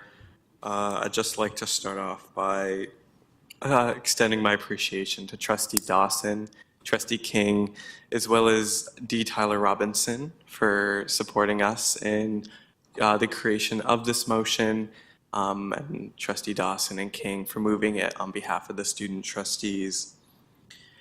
First, I want to say this motion will support students in engaging in this course. By sending this letter of advocacy to the ministry, and if the ministry fulfills our request, students will no longer be limited by choosing one IDC4U course. If this course gets its own unique course code, more students will be able to take it, and there will be a standardized curriculum for the whole province of Ontario, which means every student taking this class in every classroom will be learning the same core principles. I am proud to support this with my fellow student trustees as an Indigenous person standing in solidarity with the Black community. I want to acknowledge the relationship the Black and Indigenous communities have with one another, and the support both communities offer to each other. I also just want to note that this motion was endorsed by the Black Student Achievement Community Advisory Committee. They wholeheartedly support this motion and look forward to it passing. And finally, I'll keep it short and sweet. I want to urge all trustee members of this committee to vote in favor. We must advocate for students and support students in engaging in the work of deconstructing anti-Black racism. Before I do conclude, I would like to suggest an amendment to Part B just to include the Ontario Student Trustees Association in one of the copied associations. Thank you.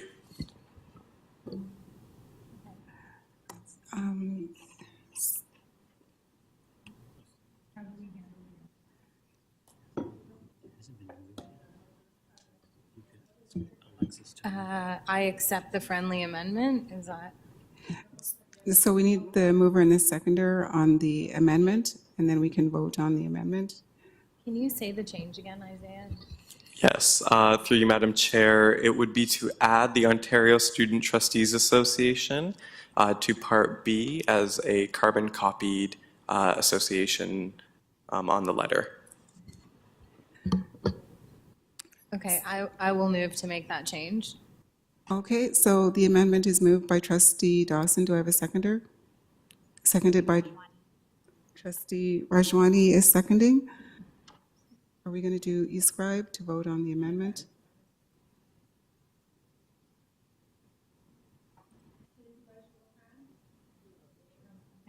A show of hands? All in favor, please raise your hand. And online, the trustees on this committee, could you please raise your hand? if you're in favor?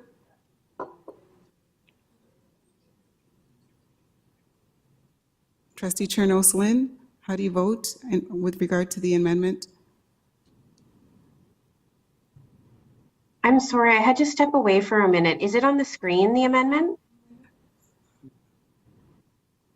Could we have the amendment repeated? It's not on screen. We're just doing a show of hands. My apologies, I'm sorry. It's just hard to, if I can't see it.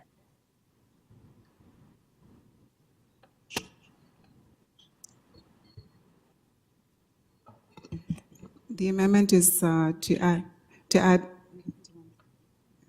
Trustees online, the amendment was to add the Ontario Public School Board Association. No? Trustees. Oh, pardon me, my error. Ontario Student Trustee Association in the Part B of the motion. That is the amendment. Okay, I'm in favor, sorry. Thank you. Do we have everyone's? So the amendment is carried. So back to the main motion. I believe we were going to have Student Trustee Musa speak, and then Trustee King, as a seconder, will speak to the motion. Student Trustee Musa. All right, through you, Madam Chair. Just wanted to branch off of some of my colleagues' remarks. So just to offer some perspective, I was, as mentioned in the delegations, I was one of the students who was unable to take the course because there are multiple locally developed courses at my school. One of them is AP Calculus, which is the course I'm taking that I need to take for my program. And therefore, I wasn't allowed to take Deconstructing Anti-Black Racism because for post-secondary institutions, it would look like I repeated a course on my transcript because it's the same exact course code, but they're two different courses. Another course that we have under IDC4U is Personal Finance. So you can see all those three courses that I mentioned, AP Calculus, Deconstructing Anti-Black Racism, and Personal Finance are three different courses, all under the same course code. So this course would enable students to be able to take it and not have a repeated course code on their transcript and have this course recognized by the ministry. And ultimately will also allow students to see themselves represented in curriculum and course offerings. So like Isaiah or Student Trustee Shafkat had mentioned, I urge you all to vote in favor. It's a great motion, and I look forward to it being passed. Huge thank you to Trustees King and Trustees Dawson for moving and seconding our motions, and a huge, huge, huge thank you to D. Tyler Robinson for really starting this motion. Without him, we wouldn't be here presenting it today. Thank you so much, Student Trustee Musa, for sharing your personal insight with regard to this. Trustee King. Thank you, through Chair Williams. It's my honor to second this motion on behalf of the student trustees, and in doing so, to really represent student voice and to be able to take action as a public education advocate. We've heard about the merits of deconstructing and unlearning and the critical thinking that this course has offered to students of all backgrounds. And many trustees have received emails from students who are currently enrolled in the course at Ursula Franklin Academy, which is a high school with a focus on social justice in the High Park area of my ward. I really just wanted to take this opportunity to amplify the voice of a student who I received a message from personally. I won't identify the student, but I will say that they do identify as Black, and I want to share their words here. I have friends from almost every continent, and we often joke about how we could bring world peace if our friendships were the alliances between countries. I've got to learn so much about their countries, cultures, and backgrounds, not only through them, but through school. And up until this course, Deconstructing Anti-Black Racism, I had little opportunity to learn about myself through education. For Black students, the impact of this course is immeasurable. Courses like this give us a chance to finally see ourselves included in school curriculum. They allow us to create positive dialogue around Blackness and its aspects, but they also allow us to discuss and uncover where anti-Black racism hides. It brings validity to our often purposefully ignored struggles and an awareness that stays not only within the classrooms that these courses are taught, but throughout schools. In the past couple of months, I've seen tremendous growth from my classmates as our discussions and studies continue. I have seen some of them go from shyly saying the word Black to comfortably identifying aspects of anti-Black racism with accurate vocabulary.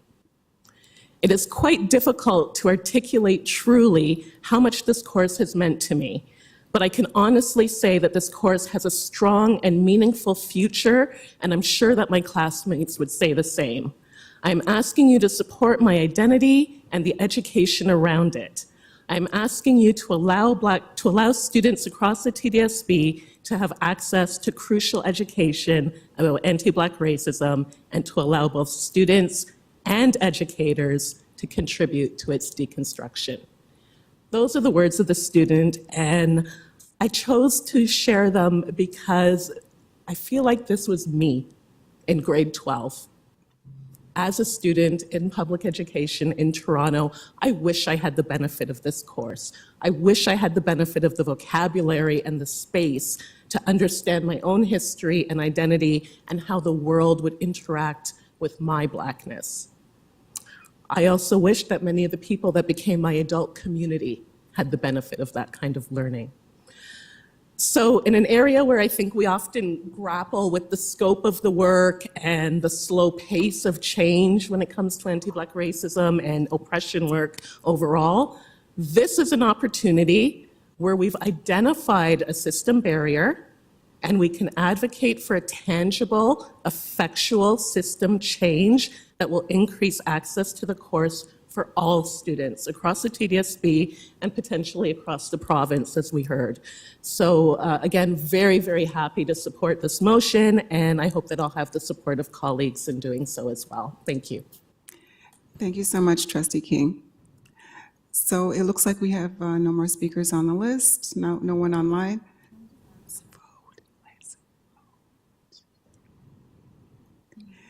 Trustee Dawson, a final question or comment? A final, I guess, technical question through the chair. So the BSAC committee's report was somehow left off the agenda today.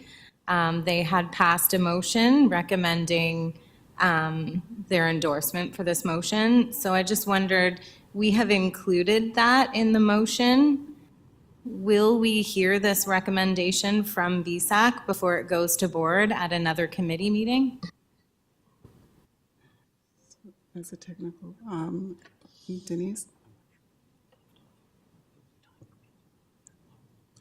So, Executive Associate Director Audley Salmon. thank you, and through the chair, and our apologies with respect to the notion that it was not included and needed to be included. What we will be doing is bringing it to PPC on May the 17th in order for that particular recommendation to be heard by board before the actual board meeting takes place. Thank you. Thank you. Thank you so much. So we are moving to the vote. It's going to be on eScribe. It's coming up on eScribe.